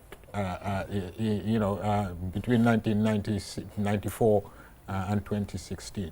So I think we must look very closely at the powers exercised by the president. And where it is necessary that we should reduce, we reduce it. Because we don't want a repeat of what happened. And I'm sure President Barrow wouldn't mind. Perhaps this is his last hooray, I suspect. And that it might then be an opportunity to garnish himself with the pride of having passed the third Republican Constitution of the Gambia. And I hope that and pray that that is the case this time. May I just come in here? This is very, very interesting point there, because for me as well, I'm thinking here, the balance that must be struck between the executive and the parliament. I felt that it was a bit too much for the parliament to have power over who the president would include in his cabinet. My suspicion is that with that you have to leave it to him. Otherwise, when they underperform, well, who appointed him? Well, you were part of it. Yes. Then we were all part of it. Yeah. It seems to me that democracy, you fall or win as a team, isn't it? It's a party in there. So, and how do you form a team? You know, a good teammate wouldn't be necessarily the person with 500 PhDs. I've worked for World Bank, I've worked for that. You gotta have a certain collegial kind of attitude, and only I know with whom I can have a certain chemistry.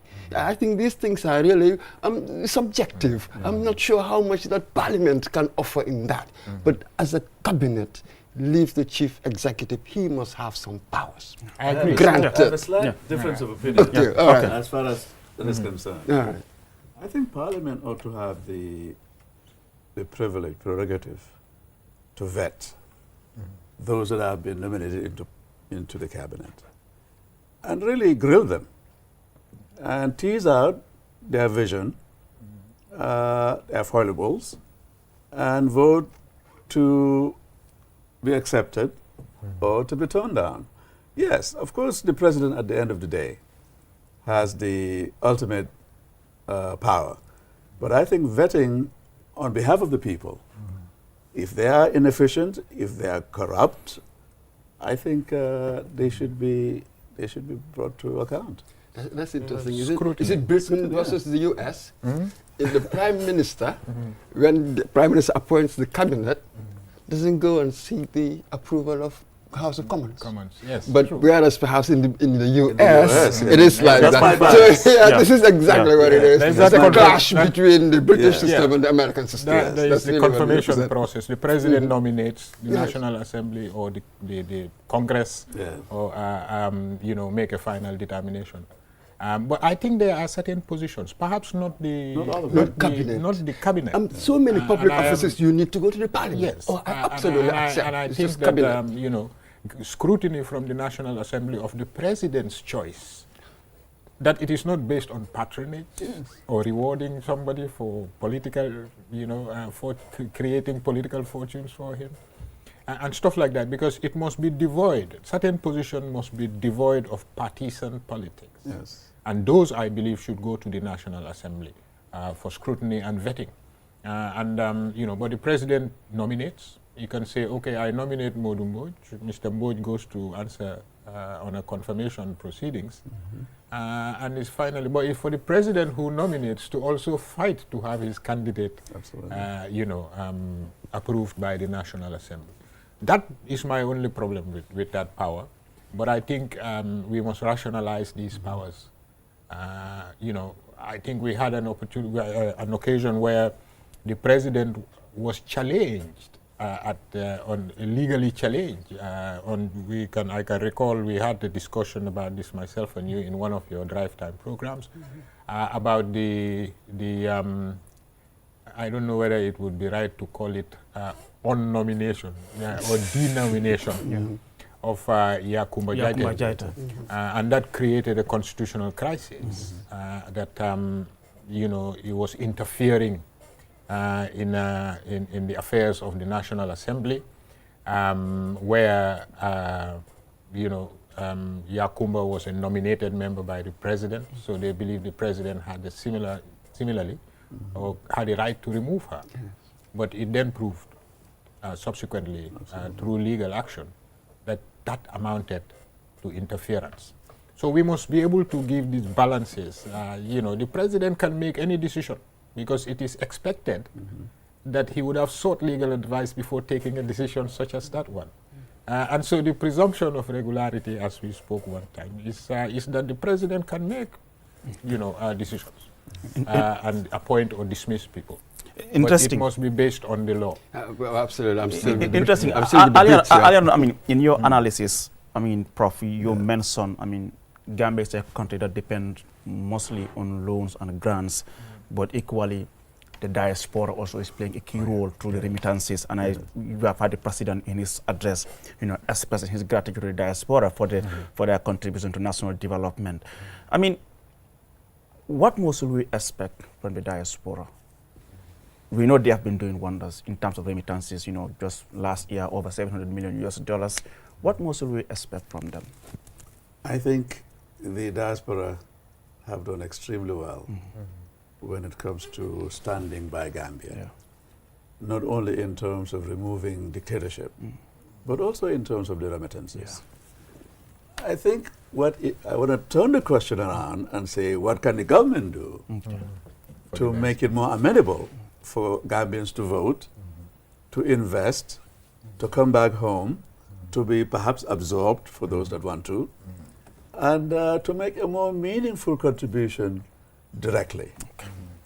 I think the onus really is on the government to reach out to Gambia, to Gambians in the diaspora, and really encourage them to come back or to invest and do what they believe is appropriate. I think they're being underutilized. Absolutely. The talent out there could be utilized. I will plug in the community of Gambian scholars. Yes.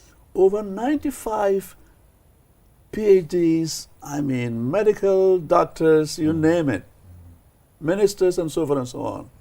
This is an online university in waiting. Untapped resources. Untapped.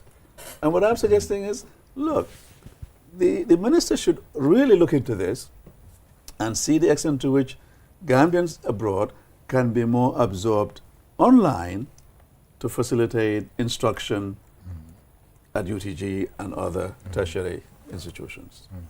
So I want to flip the question around. Mr. Bahum? Yes, I entirely agree with Prof.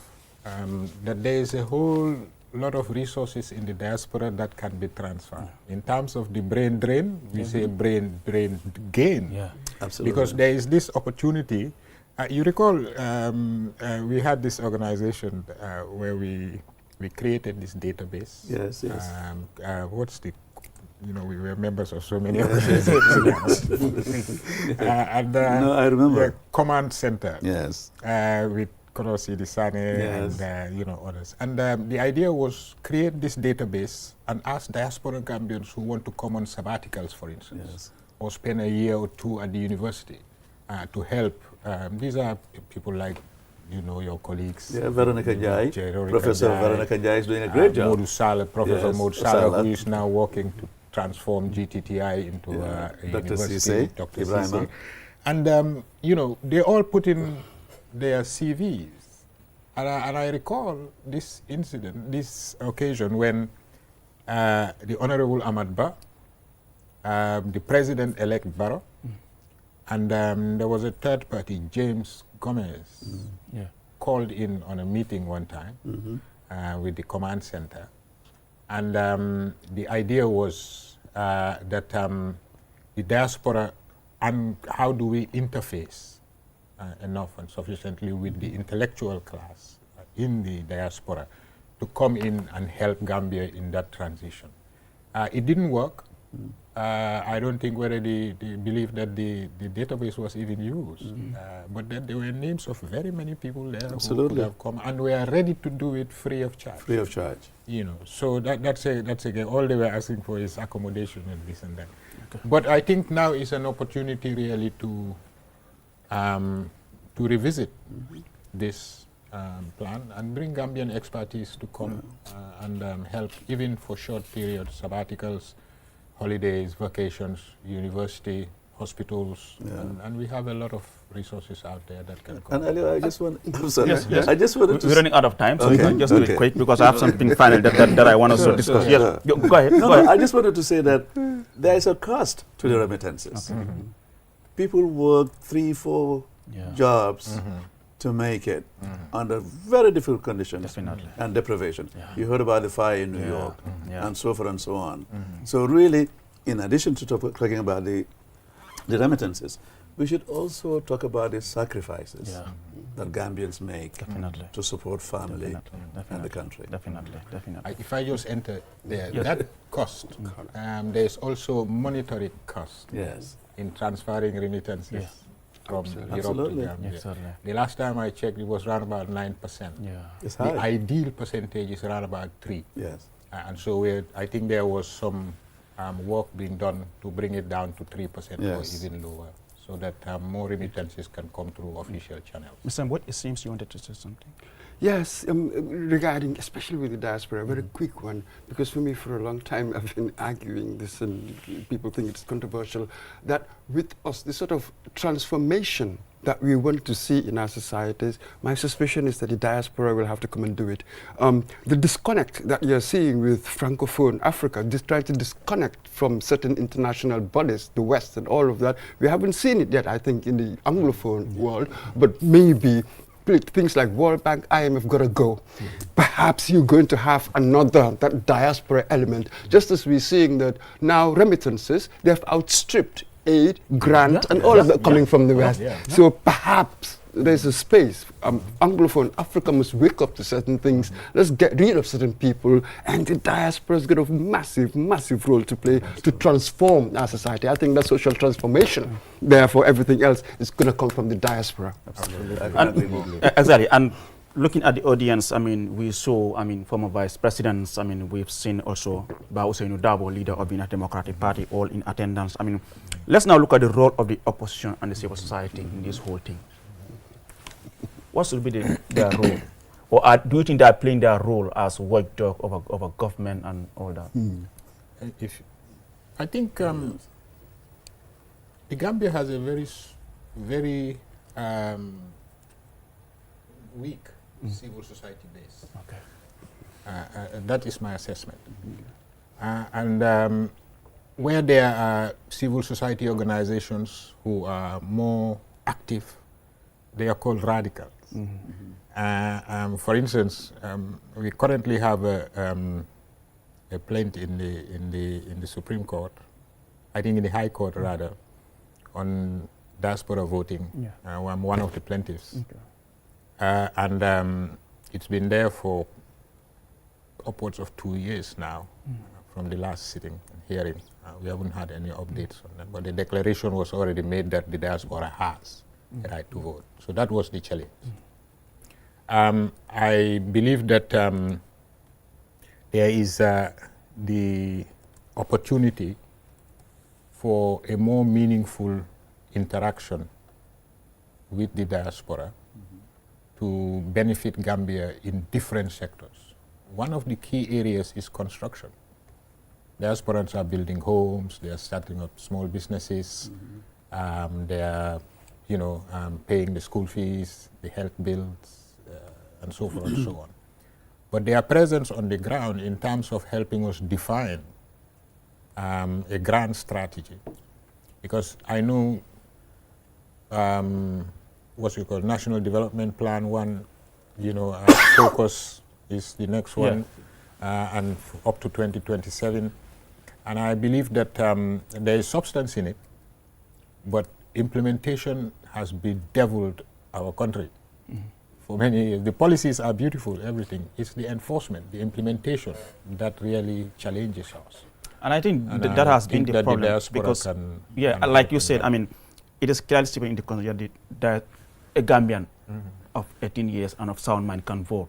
But in the case of the diaspora, it went further to say that particular individual must be registered in a constituency. And as we speak, the diaspora is not demarcated as a constituent to allow them to vote. So I mean, they must come back to the country and vote. I think that has been a challenge as well in terms of... And the other problem also has to do with the fact that the diaspora is not a monolith. There are so many variations within the diaspora. Those who have dual citizenship, those who are resident migrants, and so forth and so on. And if you have dual citizenship, you are not allowed to participate or minister or run for National Assembly or the presidency. So really, I said in some review I did of the draft constitution that the draft constitution was something like Animal Farm. Yes. Some are equal. Yeah.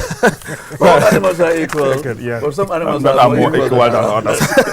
Well, I mean, the discussion is quite interesting, but I've been told that's all we have time for in this live broadcast of the President's 2024 State of the Nation Address. Thank you very much, Mr. Modumboch, Senior Editor here at QTV Gambia. It was good to have you in the program. And of course, Professor Abdullah Sen, Political Scientist and Executive Director of Nyang Sane Institute. It was good to have you in the program. And of course, Mr. James Bahum, I mean, as a cooperative executive, it was good to have you in the program. Thank you so much for being on this program. Well, and my colleague Morlami Choi, who was in Banjul for us. Well, viewers, with that, we bring an end to this special edition on the President's 2024 State of the Nation Address. On behalf of the entire production team here at QTV, thank you so much for watching. Bye-bye, and do have a wonderful day.